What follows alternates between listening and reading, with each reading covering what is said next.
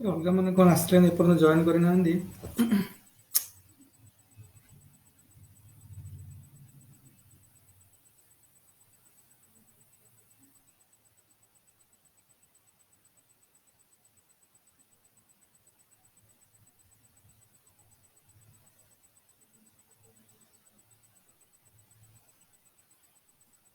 ହଉ ଆଜି ଟିକେ ଡିସ୍କସନ୍ କରିଦବା। ଦେଖ ଯୋଉ ମୁଁ କରେଣ୍ଟ ଆଫେୟାର ପିଡିଏଫ୍ ଗୁଡ଼ା ପଠେଇଲି ସେଗୁଡ଼ା ସବୁ ପ୍ରିଣ୍ଟ କରିକି ରଖିବ ହେଲା। ପ୍ରିଣ୍ଟ କରିକି ପାଖରେ ରଖିବ, ଗୋଟା ରିଭାଇଜ କରିବାକୁ ପଡ଼ିବ ବାରମ୍ବାର। ତାର ଆମେ କୋଶ୍ଚିନ୍ ଡିସ୍କସନ୍ କରିବା ଖାଲି, କାରଣ ସେଗୁଡ଼ା ବୁଝିବାର କିଛି ନାହିଁ। ଯୋଉ ଫ୍ୟାକ୍ଚୁଆଲ କୋଶ୍ଚିନ୍ ଗୁଡ଼ା ଓପିଏସସି ଆମର ମୋଷ୍ଟ ଅଫ୍ ସେଇଭଳିଆ କୋଶ୍ଚିନ୍ ଆସୁଛି।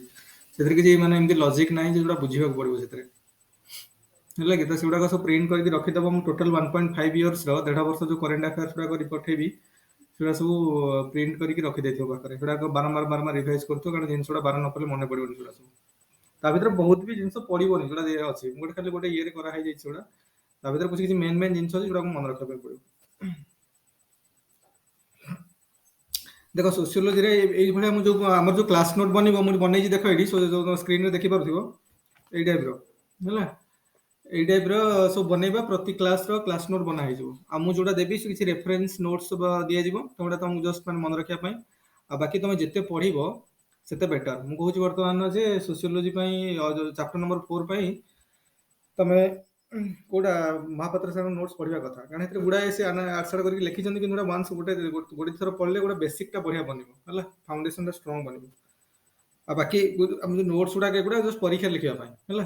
କିଛି କିଛି ପଏଣ୍ଟସ ହେଲା, ଷ୍ଟେଟମେଣ୍ଟ ହେଲା, ଯୋଉଟା ମନେ ରଖିକି ପରୀକ୍ଷାରେ ଲେଖିବା ପାଇଁ ଆମକୁ ହେଲ୍ପ କରିବ। ଏଗୁଡା ଆମେ ସବୁ ମାଇଣ୍ଡରେ ରଖିବାକୁ ପଡିବ। ଆଉ ବାକି ବୁଝିବା ପାଇଁ ଗୋଟେ କ୍ଲିୟର କଟ୍ ଅଣ୍ଡରଷ୍ଟାଣ୍ଡିଂ ପାଇଁ କ୍ଲାସ ଆଟେଣ୍ଡ କରିବା ସହିତ ଟିକେ ସାରଙ୍କ ନୋଟ୍ସ ଟା ପଢିଲେ, କେବଳ ଚାପ୍ଟର ନମ୍ବର 4 ପାଇଁ ସାରଙ୍କ ନୋଟ୍ସ ଟା ପଢିଲେ ବେଟର ହବ, ହେଲା। ଆଉ ବାକି ଅଲଗା ମାନେ ଯୋଉ ଲେଖିଛନ୍ତି ସେ ଯୋଉ ମହାପାତ୍ର ସାରଙ୍କ ନୋଟ ଟା ଭୁବନେଶ୍ୱର ମିଳିଯିବ ଟି? ଭୁବନେଶ୍ୱର କାହିଁ ମିଳିବ? ଆମର ତ ୱେବସାଇଟ ରେ ଅଛି, ସେଟାକୁ ସେଇଥିରୁ ସେତିକି କେବଳ ଚାପ୍ଟର ନମ୍ବର 4 ଯେତିକି ଅଛି ସେତିକି କେବଳ ପ୍ରିଣ୍ଟ ବାହାର କରିବ, ନହେଲେ ସେତିକି ପଢିବ ଅନଲାଇନ ରେ ପଢିବ ସେତିକି। ସେଇଥିରୁ ପଢିକି ନୋଟ ବନେଇଦବ। ଭୁବନେଶ୍ୱରରେ ଯଦି ମିଳୁଛି ବି, ହଁ ନୋଟ୍ସ ବି ଭୁବନେଶ୍ୱରରେ ମିଳୁଛି। ଯଦି ଚାହିଁବ ନୋଟ୍ସ ପୁରା ଆଣିପାରିବ, ନା ଭୁବନେଶ୍ୱରରେ ବି ମିଳୁଛି, ହେଲା। ସିଏ ହେଲେ ବୋଧେ 3000 ଖଣ୍ଡେ ରହିବ। କେବଳ ଚାପ୍ଟର ନମ୍ବର 4 ପାଇଁ ନାଇଁ? ହଁ ଚାପ୍ଟର ନମ୍ବର 4 ଟା ପାଇଁ ଖାଲି। ଆଉ ବାକି ସବୁଟା ଆମର ସବୁର ନୋଟ୍ସ ମୁଁ ଏଇଭଳିଆ ତମକୁ ବନେଇଛି, ଏଠି ଦେଖ। ଆଜି କମ୍ପ୍ଲିଟ ହେଇପାରିଲାନି, ମୁଁ ସବୁ କମ୍ପ୍ଲିଟ କରିକି ଗୋଟେ ଗୋଟେ କାଲମାର୍କସର ସବୁର ଗୋଟେ ନୋଟ୍ସ କରିକି ପଠେଇବି, ହେଲା। ତମମାନଙ୍କୁ ଦେବି। ତ ଏଗୁଡାକ ତମେ ରଖିବ, ପରୀକ୍ଷା ଲେଖିବା ପାଇଁ ବହୁତ ହେଲ୍ପଫୁଲ ହବ। ଆମର ଯୋଉ ମେନ୍ ମେନ୍ ପଏଣ୍ଟ ଗୁଡାକ, ଥିଙ୍କର୍ସ ମାନଙ୍କର ଷ୍ଟେଟମେଣ୍ଟ ଗୁଡାକ, ଏଗୁଡାକ ସବୁ ଆମେ ମନେ ରଖିଲେ ଏକ୍ସାମରେ ଆମକୁ ହେଲ୍ପଫୁଲ ହବ, ଏକ୍ସାମରେ ଲେଖିବା ପାଇଁ। ଦେଖ ଆମର ଯୋଉ ଯେମିତି ପ୍ରିପାରେସନ ଚାଲିଛି, ତ ସେଇ ଟାଇପର କୌଣସି କ୍ଲାସ ମିସ୍ କରିବା କଥା ନୁହଁ। ବହୁତ ପିଲା ଏଠି କ୍ଲାସ ମିସ୍ କରୁଛନ୍ତି, ସେମିତି କଲେ କିଛି ହବନି। ମାନେ ବହୁତ ଲାକୁନା ରହିଯିବ, ବୁଝିପାରୁଛ ନା? ଅଣ୍ଡରଷ୍ଟାଣ୍ଡିଂରେ ବହୁତ ପ୍ରୋବ୍ଲେମ ରହିଯିବ। ଆଉ କ୍ଲିୟର କଟ୍ ଗୋଟେ ବହୁତ ବଢିଆ ଅଣ୍ଡରଷ୍ଟାଣ୍ଡିଂ ଦରକାର ଦିଟାଙ୍କ ପେପରର, ତାହେଲେ ମାର୍କ ବଢିଆ ଆସିବ। ମିନିମମ୍ ତ 220 ତ ମିନିମମ୍ 200 କ୍ରସ ତ ନିହାତି କରିବ। ଦେଖ ସୋସିଓଲୋଜିରେ କଣ ହଉଛି, ସୋସିଓଲୋଜିରେ କାର୍ଲମାର୍କସ ଆମେ ଦେଖୁଥିଲେ। ତ କାର୍ଲମାର୍କସର କାର୍ଲମାର୍କସର ଯେମିତି କୁହାଯାଏ, କାର୍ଲମାର୍କସଙ୍କର ହଉଛନ୍ତି କଣ ନା କନଫ୍ଲିକ୍ଟ ପର୍ସପେକ୍ଟିଭ ର ଜନକ ହଉଛନ୍ତି କଣ, ଆମର ଯେମିତି ଆମେ ସୋସିଓଲୋଜିରେ ଥ୍ରୁ ଆଉଟ୍ ସୋସିଓଲୋଜି ପଢିବା ନା, ବିଭିନ୍ନ ପର୍ସପେକ୍ଟିଭ ପଢିବା। ତ କାର୍ଲମାର୍କସ ସ୍ପେସିଆଲି ଆମେ ଯେତେବେଳେ ପଢୁଛନ୍ତି, ତ ତାଙ୍କର ହଉଛି କନଫ୍ଲିକ୍ଟ ପର୍ସପେକ୍ଟିଭ, ହେଲା। ତ ଜିନିଷକୁ ସେ କେମିତି ଗୋଟେ ମାନେ ଗୋଟେ କନଫ୍ଲିକ୍ଟ ଦୃଷ୍ଟିକୋଣରୁ ସବୁ ଆନାଲିସିସ୍ କରିଛନ୍ତି ସବୁ ଜିନିଷକୁ। ତ ସେଇ ଜିନିଷ ଗୁଡାକ ଆମେ ଏଥିରେ ଦେଖିବା। ଆଉ କାର୍ଲମାର୍କସର ଆମର ଯେମିତି ଟପିକ୍ ଅଛି ଯେ ହିଷ୍ଟୋରିକାଲ ମ୍ୟାଟେରିଆଲିଜମ ହେଲା, ଆଉ ତାପରେ ଆମର ହେଲା ଆଲିନେସନ ହେଲା, କ୍ଲାସ ଷ୍ଟ୍ରଗଲ, ଏଗୁଡା ସବୁ ଆମ ସିଲାବସରେ ଅଛି। ତ ଆମେ ଡିସ୍କସନ କରୁଥିଲେ ହିଷ୍ଟୋରିକାଲ ମ୍ୟାଟେରିଆଲିଜମ ଉପରେ, ହେଲା। ଏଇଟା ସବୁ ଅଲରେଡି ଯେତେବେଳେ ମନେକର ଏଇଭଳିଆ କୋଶ୍ଚିନ୍ ଆସିଲା, ହିଷ୍ଟୋରିକାଲ ମ୍ୟାଟେରିଆଲିଜମ ଦେଖ ହିଷ୍ଟୋରିକାଲ ମ୍ୟାଟେରିଆଲିଜମର କନସେପ୍ଟ ମୁଁ ଯେମିତି ଯୋଉ ନୋଟ୍ ବନେଇଛି, ଏଇଟା ମୁଁ ତମକୁ ଆଜି ଦେବିନି। ଏଟା କମ୍ପ୍ଲିଟ ହବା ପାଇଁ ଆଉ ଟିକେ ସମୟ ଲାଗିବ, କାଲି ଲାଗିବ, ହେଲା। ମୁଁ କମ୍ପ୍ଲିଟ କରିସାରିଲେ ପୁରା କାଲମାର୍କସଟା ଲେଖିକି ପଠେଇବି। ସେମିତି ପୁରା ଡରଫିମ୍ ଲେଖିକି ପଠେଇବି, ପୁରା ମାନେ ପୁରା ମାକ୍ସ ୱେବର ଲେଖିକି ପଠେଇବି। ଏଇ ଟାଇପର ସବୁ ପଠେଇବି, ହେଲା। କିନ୍ତୁ ଟିକେ ଟାଇମ ଲାଗୁଛି ମତେ ଏସବୁ ଜିନିଷ ଟାଇପ କରିକି ଆଉ ଇଏ କରିକି ଖୋଜିକି ଲେଖିଲା ବେଳକୁ, ହେଲା। ସଜେଇକି ଲେଖିଲା ବେଳକୁ ତ ଟିକେ ଟାଇମ ଲାଗୁଛି। କିନ୍ତୁ ଦେଖ ଆମେ ଯୋଉଗୁଡ଼ା ଦବା, ଏଗୁଡ଼ା ମୁଁ ଯୋଉଟା ଦେବି that is reference notes only. ମାର୍କେଟରେ କୋଉଠି ଏଇ ଟାଇପର କୋଉଠି କିଛି ନାହିଁ, ବୁଝିପାରୁଛ ନା? ଇଭିନ୍ ଯୋଉ ବହି ଛାପିଛନ୍ତି ସେଗୁଡ଼ା କିଛି ଦରକାର ନାହିଁ, ଏଗୁଡ଼ା ବହୁତ ଏପଟ ସେପଟ କରି କରିଛନ୍ତି। ଆମକୁ ଟୁ ଦି ପଏଣ୍ଟ ଆନ୍ସର ଦରକାର, ଯୋଉଟା ପରୀକ୍ଷାରେ ଆମେ ମାଇଣ୍ଡରେ ସେଟ୍ କରିକି ଯିବା ଏକ୍ସାମ ହଲ୍ ପୂର୍ବରୁ, ହେଲା। ସେତିକି ଜିନିଷ ଦରକାର। ଆଉ ବହୁତ ଭଲ ଭଲ ଷ୍ଟେଟମେଣ୍ଟ, ଥିଙ୍କର୍ସଙ୍କର ଷ୍ଟେଟମେଣ୍ଟ, ଏଗୁଡ଼ା ସବୁ ଦରକାର ଆମକୁ ଏକ୍ସାମରେ ଲେଖିବା ପାଇଁ। ସେଗୁଡ଼ା ସବୁ ନୋଟ୍ କରି ମୁଁ ପଠେଇବି। ଆଉ ଗୋଟେ କଥା ହେଲା ଯେ ଆମେ କାର୍ମାକ୍ସ କରୁଛନ୍ତି ଦେଖ କାର୍ମାକ୍ସରେ ହିଷ୍ଟୋରିକାଲ ମ୍ୟାଟରିଲିଜିମରେ ଯେତେବେଳେ କୋଶ୍ଚିନ୍ ଆସିବ ହିଷ୍ଟୋରିକାଲ ମ୍ୟାଟରିଲିଜିମ ଅଲରେଡି 2019ରେ କୋଶ୍ଚିନ୍ ଆସିଥିଲା ହେଲା ଦ ମ୍ୟାଟରିଲିଷ୍ଟିକ ଇଣ୍ଟରପ୍ରିଟେସନ ଅଫ ହିଷ୍ଟ୍ରି ନା ଗୋଟେ କୋଶ୍ଚିନ୍ ଆସିଥିଲା 60 ମାର୍କର କୋଶ୍ଚିନ୍ ଆସିଥିଲା। ତେଣୁ କଥା ହେଲା ମେନ୍ ହେଲା ଯେ ଜିନିଷର ଯେତେବେଳେ ଲେଖିବା ଷ୍ଟାର୍ଟ କରିବ ନା ବହୁତ ସିମ୍ପଲ ଲାଙ୍ଗୁଏଜରେ ଲେଖିବ କାରଣ ତମ ଆନ୍ସରଟା ସବୁବେଳେ ନିଜ ଲାଙ୍ଗୁଏଜରେ ଲେଖା ହବ ଆମେ ଖାଲି ଜଷ୍ଟ କଣ୍ଟେଣ୍ଟଟା ବୁଝିବା ଆଉ ବାକି ଯେତେବେଳେ କୌଣସି ଷ୍ଟେଟମେଣ୍ଟ ଥିଙ୍କର୍ସ କରି ୟୁଜ୍ କରୁ ତାଙ୍କ ଷ୍ଟେଟମେଣ୍ଟଟା ଲେଖିବ ଏଇଆ ସେ କହିଛନ୍ତି ବୋଲି ତ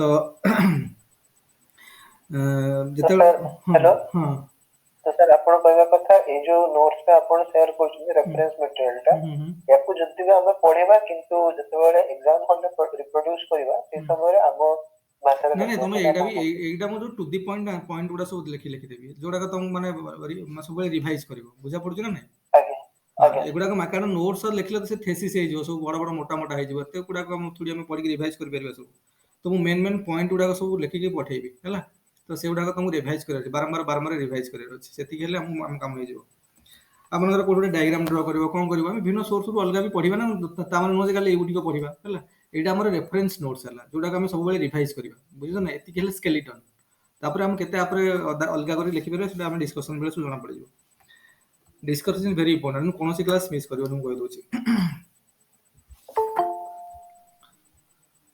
ତେଣୁ କୌଣସି କ୍ଲାସ ମିସ୍ କରିବା କଥାର ଆବଶ୍ୟକତା ନାହିଁ ମୁଁ ସବୁର ନୋଟ୍ସ ରେଫରେନ୍ସ ନୋଟ୍ସ ବନେଇ ଆମ ଟପିକ ଯାହା ଲେଖା ହେଇଛି ସବୁଗୁଡା ଦେବି that will the perfect note ସବୁଠୁ ହବ ହେଲା ଆଉ ଏମିତି ମାର୍କେଟରେ ଯୋଉ ମିଳୁଛି ସବୁ ବିଭିନ୍ନ ପ୍ରକାର ଯାହା ବି ମିଳୁଛି ତମେ ଆଣିକି ପାଖରେ ରଖିପାର ଫର ରେଫରେନ୍ସ ଓନ୍ଲି କିନ୍ତୁ ସେଗୁଡ଼ା 100% ନୁହଁ ହେଲା 100% ନୁହେଁ ସେଗୁଡ଼ା ଆମକୁ ମୁଁ ଖୋଜି ଯୋଉ ପୁରା ଜିଷ୍ଟ ଗୁଡାକ ନା ଯୋଉ ପୁରା ଚିପୁଡି ଦେଲେ ଯୋଉ ରସଦିଗ ବାହାରେ ସେଗୁଡ଼ା ସବୁ ଲେଖି ତମକୁ ପଠେଇବି ହେଲା ତେଣୁ ସେଗୁଡାକ ହବ ତମର ମେନ୍ ମେଟେରିଆଲ ହବ ସ୍କେଲିଟନ ମେଟେରିଆଲ ସେଗୁଡ଼ା ହବ ଆମ ରେଫରେନ୍ସ ନୋଟ୍ସ ଯେତେ ମିଳିବ ତମକୁ ପଠେଇ ଚାଲିବି ସେଗୁଡ଼ା ହବ ତମର ସ୍କେଲିଟନ ନୋଟ୍ସ ହେଲା ମେନ୍ ନୋଟ୍ସ ସେଗୁଡ଼ା ସବୁ ତାକୁ ସବୁବେଳେ ରିଭାଇଜ କରିବାର ଅଛି ଆଉ ବାକି ସେଥିରେ କେତେ ଆଡ ଅନ୍ ହବ ତମେ ଯେତେ ପଢିବ ଅଲଗା ମେଟେରିଆଲ ପଢିବ ରେଫରେନ୍ସ ହୋଇକି କିଏ କଣ ବୁକ୍ ଛାପିଦେଲା କୋଉ ବୁକ୍ ଆଣି ଗୋଟେ ପଢୁଛ କୋଉଠୁ କଣ ପଢୁଛ ସେଗୁଡ଼ା ସବୁ ଆଡ ଅନ୍ ସେଟା ଯେତେବେଳେ ଆନ୍ସରକୁ ଆହୁରି ମ୍ୟାଚୁର ବନେଇବ ହେଲା ତେଣୁ ସେଥିପାଇଁ କହୁଛି ଯେ କୌଣସି ଷ୍ଟାଣ୍ଡାର୍ଡ ଆନ୍ସର ନାହିଁ ଆମେ ଯେତେ ପଢିବା ଆନ୍ସର ସେତେ ବେଟର ହବ।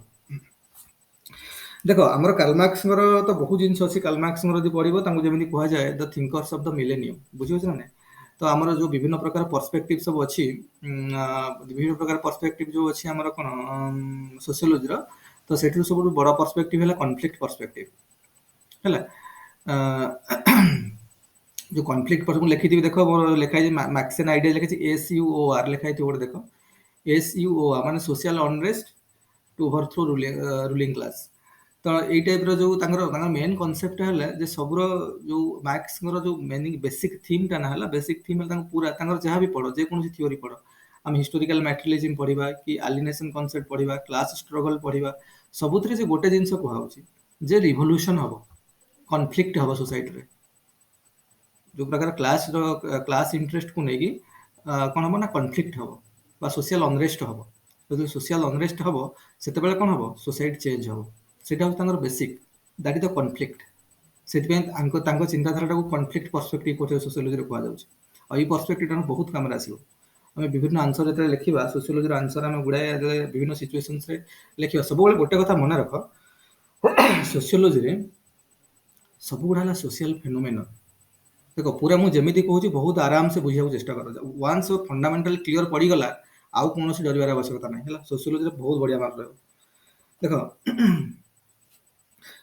ଆମର ସୋସିଓଲୋଜିରେ ଯାହା ବି ଦେଖୁଛେ ଆମେ ସୋସାଇଟିରେ ନା ସୋସିଆଲ ଷ୍ଟ୍ରକ୍ଚର ଫର ଏକ୍ସାମ୍ପଲ ବା ସୋସିଆଲ ଫେନୋମେନନ ଯୋଉଟାକୁ ଆମେ କହୁଛନ୍ତି ମନେକର marriage is a social structure social development is a social structure ବା ସୋସିଆଲ ଫେନୋମେନନ କି ଆମେ କହିବା caste system is a social structure class system is a social structure କି ଆମେ କହିବା poverty is a social phenomenon ବା ସୋସିଆଲ ଷ୍ଟ୍ରକ୍ଚର କି ଆମେ ଯଦି କହିବା ମନେକର କହିବା କଣ ପୋପରାଇଜେସନ ଦାରିଦ୍ରତା ପୋପରାଇଜେସନ ବା ପଭର୍ଟି ଯୋଉଟା ମୁଁ କହିଲି ସେଇଟା କି ଆମେ କହିବା ଚାଇଲ୍ଡ ଲେବର କି ଆମେ କହିବା ଆଟ୍ରୋସିଟିଜ ଏଗେନ୍ଷ୍ଟ ୱିମେନ୍ ଏଇ ସବୁ ସୋସିଆଲ ଫେନୋମେନନ ଗୁଡାକ କି ଆମେ କହିବା ନ୍ୟୁକ୍ଲିୟର ଫ୍ୟାମିଲି କି ଆମେ କହିବା ଜଏଣ୍ଟ ଫ୍ୟାମିଲି ସୋସିଆଲ ଷ୍ଟ୍ରକ୍ଚର ଗୁଡାକ ହେଲା କି ଆମେ କହିବା ଏଜୁକେସନ ସୋସିଆଲ ଷ୍ଟ୍ରକ୍ଚର ହେଲା ରିଲିଜନ ସୋସିଆଲ ଷ୍ଟ୍ରକ୍ଚର ହେଲା ଏଇଭଳିଆ ସୋସାଇଟିରେ ଆମେ ଯାହା ସବୁ ଦେଖୁଛନ୍ତି sociology why sociology is very interesting because whatever we are experiencing from our day to day life ना those things we can relate what we are reading from our syllabus syllabus ଯାହା ଯାହା ପଢୁଛନ୍ତି ନା ଆମେ କେନ୍ relate କରିପାରିବା ସବୁ ଜିନିଷକୁ ଆଉ ଏଇ ସବୁ ଷ୍ଟ୍ରକ୍ଚର सोसाइटी ଯାହା ସବୁ ସୋସିଆଲ ଷ୍ଟ୍ରକ୍ଚର ଅଛି ଆଉ so many things are happening mob lynching ହେଲା ये सोशल फेनोमेनन कि ସାବରିମାଳା ଟେମ୍ପଲର ଇସ୍ୟୁ ହେଲା ଇଜ୍ ଏ ସୋସିଆଲ ଫେନୋମେନନ୍ କି ଆମର ଜଗନ୍ନାଥ ଆମର କଣ ଯୋଉ ଅଯୋଧ୍ୟା ରାମ ଟେମ୍ପଲର ଯୋଉ ବାବରି ମସଜିଦ ରାମ ଟେମ୍ପଲକୁ ନେଇକି କଣ୍ଟ୍ରୋଭର୍ସି ହେଲା, that is a social phenomenon. କାଲି ମନେକର ସାହିନ ବାଗର ଇସ୍ୟୁଜ ହେଲା, ସୋସିଆଲ ଫେନୋମେନନ୍। ସିଏଏ ର ଇସ୍ୟୁ ଆସିଲା, ସୋସିଆଲ ଫେନୋମେନନ୍। କି ଫାର୍ମର ସୁଇସାଇଡ ହେଲା, social phenomenon. Harassment against women ମାନଙ୍କର ପାଇଁ ହେଲା ତ ସୋସିଆଲ ଫେନୋମେନନ୍। ତ ସବୁ ଗୁଡାକ ସୋସିଆଲ ଫେନୋମେନନ୍। ତେଣୁ ଆମେ ସବୁ ଦେଖୁଛେ, ଯାହା ବି ଆମ ସାଇଡରେ ଚାରିଆଡେ ଯାହା ସବୁ ଘଟୁଛି ନା, ସବୁଗୁଡା ହଉଛି ସୋସିଆଲ ଫେନୋମେନନ୍। ଆଉ ସବୁ ସୋସିଆଲ ଫେନୋମେନନ୍ ଗୁଡାକୁ ଆମେ ଏକ୍ସପ୍ଲେନ କରିବା ଦେଇକି ସୋସିଓଲୋଜିକାଲ ଟଚ୍। କାରଣ ଦେଖ ଆମେ ଜିଏସ୍ ରେ ବି ଜିଏସ୍ ରେ ଆମର ପଡିଲା ଚାଇଲ୍ଡ ଲେବର। ଆମେ ଦେଖୁଛନ୍ତି ଚାଇଲ୍ଡ ଲେବର ମାନେ ଏଇଆ କି କୌଣସି ଗୋଟେ ଇଣ୍ଟରନ୍ୟାସନାଲ ଅର୍ଗାନାଇଜେସନ ଯୋଉ ୟୁଏନ୍ ହେଲା କି ଏଫପିଓ ହେଲା କି ୟୁନିସେଫ ହେଲା, ଗୋଟେ ଡେଫିନେସନ କିଏ ଚାଇଲ୍ଡ ଲେବର କଣ ଦେଇଛି ତାକୁ ଆମେ ଗୋଟେ ଲେଖି ଦଉଛନ୍ତି according to UNICEF child labour ମାନେ ଏଇଆ। ଆଉ ଚାଇଲ୍ଡ ଲେବର କଣ ଯଦି କିଛି ଆମ ପାଖରେ କିଛି ଷ୍ଟାଟିଷ୍ଟିକ୍ସ ଅଛି, ଏତିକି ଥିଲା ଏଇଆ ଥିଲା, କି ଚାଇଲ୍ଡ ଲେବର ମାନେ କଣ, କେମିତି ହଉଛି, କଜ କଣ, ରିଜିନ କଣ, ଗୋଟେ ଜିଏସ୍ ଆନ୍ସର ହେଇଗଲା। କିନ୍ତୁ ସୋସିଓଲୋଜିକାଲ ପର୍ସପେକ୍ଟିଭରେ ସେଇ ଜିନିଷଟାକୁ ଲେଖିବା, ସୋସିଓଲୋଜିକାଲ ଟଚ୍ ଦବା। ସୋସିଓଲୋଜିକାଲ ଟଚ୍ ଦବା ମାନେ କଣ, ପର୍ସପେକ୍ଟିଭ ଦବା। କାଲମାର୍କସଙ୍କର କନଫ୍ଲିକ୍ଟ ପର୍ସପେକ୍ଟିଭ ଦବା। କାଲମାର୍କସଙ୍କର ମେନ୍ ଆଇଡିଆ ଥିଲା କନଫ୍ଲିକ୍ଟ। ସବୁବେଳେ ସେ କହିବା କଥା ଯେ ସୋସାଇଟିରେ ଗୋଟେ କନଫ୍ଲିକ୍ଟ ରହିଛି। ସେ କନଫ୍ଲିକ୍ଟ କାହିଁ ରହିଛି? Because of the ଏକ୍ସପ୍ଲୋଇଟେସନ। ଏକ୍ସପ୍ଲୋଇଟେସନ କାହିଁକି ରହିଛି? Because of the difference between classes. କାରଣ କାଲମାର୍କସ ଅନୁସାରେ ଦିଟା କ୍ଲାସ ଏକ୍ଜିଷ୍ଟ କରୁଛି, ଗୋଟେ ଧନୀ, ଗୋଟେ ଗରିବ। ଧନୀଟାକୁ ଶ୍ରେଣୀକୁ ସେ କହୁଛନ୍ତି କ୍ୟାପିଟାଲିଷ୍ଟିକ କ୍ଲାସ, ଗରିବଟାକୁ ୱାର୍କିଂ କ୍ଲାସ। ବୁଝୁଛ ନା, ଯୋଉଟା ସେ କହୁଛନ୍ତି ବୁର୍ଜୁଆ କ୍ଲାସ ଆଉ ପ୍ରୋଲେଟେରିଏଟ କ୍ଲାସ। ତ ତାଙ୍କ ଦି ଭିତରେ ଯୋଉ ଇଣ୍ଟରେଷ୍ଟକୁ କନଫ୍ଲିକ୍ଟ ନେଇକି କନଫ୍ଲିକ୍ଟ ହଉଛି, ତାକୁ ନେଇକି କନଫ୍ଲିକ୍ଟ ଏକ୍ଜିଷ୍ଟ କରିଛି, ସେଥିପାଇଁ କଣ ହଉଛି, ଷ୍ଟ୍ରଗଲ ହବ। ଆଉ ସେ ଷ୍ଟ୍ରଗଲ ଯୋଗୁଁ ରିଭଲ୍ୟୁସନ କ୍ରିଏଟ ହବ, ସେ ରିଭଲ୍ୟୁସନ ଯୋଗୁଁ ସୋସିଆଲ ଚେଞ୍ଜ ହବ, ତମ ସୋସାଇଟି ନେକ୍ସଟ ଷ୍ଟେଜକୁ ଯିବ। ବୁଝୁଛ ନା ନାଇଁ, ଚେଞ୍ଜ ହେଇକି ନେକ୍ସଟ ଷ୍ଟେଜକୁ ଯିବ। ତ ସେଗୁଡ଼ା ତ ଆମେ ଡିସ୍କସନ କରିବା। ତେଣୁ କହିବାର ମାନେ ହେଲା ଯେ ଯେକୌଣସି ସୋସିଆଲ ଫେନୋମେନନ୍ ହଉ ବା ସୋସିଆଲ ଷ୍ଟ୍ରକ୍ଚର ହଉ, ଆମେ କୌଣସି ସୋସିଆଲ ଷ୍ଟ୍ରକ୍ଚରକୁ ବୁଝିବା ପାଇଁ ଚେଷ୍ଟା କରୁଛନ୍ତି। ମନେକର ଆମେ ରିଲିଜନକୁ ବୁଝିବା ପାଇଁ ଚେଷ୍ଟା କରୁଛନ୍ତି, ରିଲିଜନ ମାନେ କଣ, ରିଲିଜନ କେମିତି ହେଲା, ରିଲିଜନର ଫଙ୍କସନ କଣ, ରିଲିଜନର କଣ ସବୁ, ଆଜ ଏ ରିଲିଜନକୁ ଆମେ ଷ୍ଟଡି କରୁଛନ୍ତି ସୋସିଆଲ ଟଚ୍ ଦେଇକି। ତ ସେଠି ଆମେ କଣ କରିବା, ବିଭିନ୍ନ ପ୍ରକାର ପର୍ସପେକ୍ଟିଭ ଅନୁସାରେ ଆନାଲିସିସ୍ କରିବା। ଆକର୍ଡିଂ ଟୁ କନଫ୍ଲିକ୍ଟ ପର୍ସପେକ୍ଟିଭ କଣ, ସୋସିଓଲୋଜି ରିଲିଜନ ମାନେ କଣ। ଆକର୍ଡିଂ ଟୁ ଫଙ୍କସନାଲ ପର୍ସପେକ୍ଟିଭ, ଆମେ ପୁଣି ଯେତେବେଳେ ଡରଖାଇମ ପଢିବା, ଫଙ୍କସନାଲ ପର୍ସପେକ୍ଟିଭ ପଳେଇ ଆସିବ। ଡରଖାଇମ ପଢିବା, ଯେତେବେଳେ ଆମେ ମାକ୍ସ ୱେବର ପଢିବା, ସେତେବେଳେ ଇଣ୍ଟରପ୍ରିଟେସନ ପର୍ସପେକ୍ଟିଭ ଆସିବ। ବୁଝିପାରୁଛ ନା, ମୁଁ ୱାନ୍ ବାଇ ୱାନ୍ ସବୁ କହିଚାଲିବି, ତ ତମକୁ ସେଇ ଅନୁସାରେ ବୁଝିବା କ୍ଲିୟର ବୁଝି ଚାଲ ହେଲା। ତ ସେଇ ଅନୁସାରେ ଆମକୁ ସବୁ, ଆମେ ତ ଏବେ ପଢିନାହାନ୍ତି, ଷ୍ଟାର୍ଟ କଲେ ଏବେ। ତ ଆମର ଷ୍ଟାର୍ଟ ଆମେ ମନେକର କାଲମାର୍କସଠୁ କରୁଛନ୍ତି, ତ ଇଏ ହେଲେ କନଫ୍ଲିକ୍ଟ ପର୍ସପେକ୍ଟିଭ। ଆମେ ଯଦି ପୁଣି ଆଗକୁ ପଢିବା, ସବୁ ବିଭିନ୍ନ ପ୍ରକାର ପର୍ସପେକ୍ଟିଭ ସବୁ ଆସିବ। ଡରଖାଇମକୁ ପଢିଲା ମାନେ କନଫ୍ଲିକ୍ଟ ଆମର ଆସିବ ଫଙ୍କସନାଲ ପର୍ସପେକ୍ଟିଭ। ଫଙ୍କସନାଲ ପର୍ସପେକ୍ଟିଭର ସବୁବେଳେ ଦେଖ, ଜିନିଷର ଯେତେ କ୍ଲାରିଟିରେ ବୁଝିଥିବ ସେତେ ବଢିଆ। କଣ ପାଇଁ ନା, ଫଙ୍କସନାଲ ମାନେ କଣ, ମାନେ ସୋସାଇଟିକୁ ଫଙ୍କସନାଲ ହବାର ଅଛି।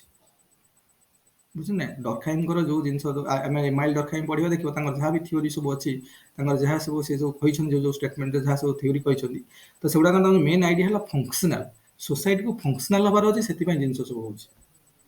ଆମେ ପାଠ ପଢୁଛନ୍ତି, ଏଇ ଯେ ସୋସିଆଲ ଫେନୋମେନନ୍, ଏଇଟା କାହିଁକି ହଉଛି? Because social needs to be functional. ସୋସାଇଟିକୁ ଫଙ୍କସନାଲ ହବାର ଅଛି, ସୋସାଇଟିକୁ ଆଗକୁ ବଢିବାର ଅଛି।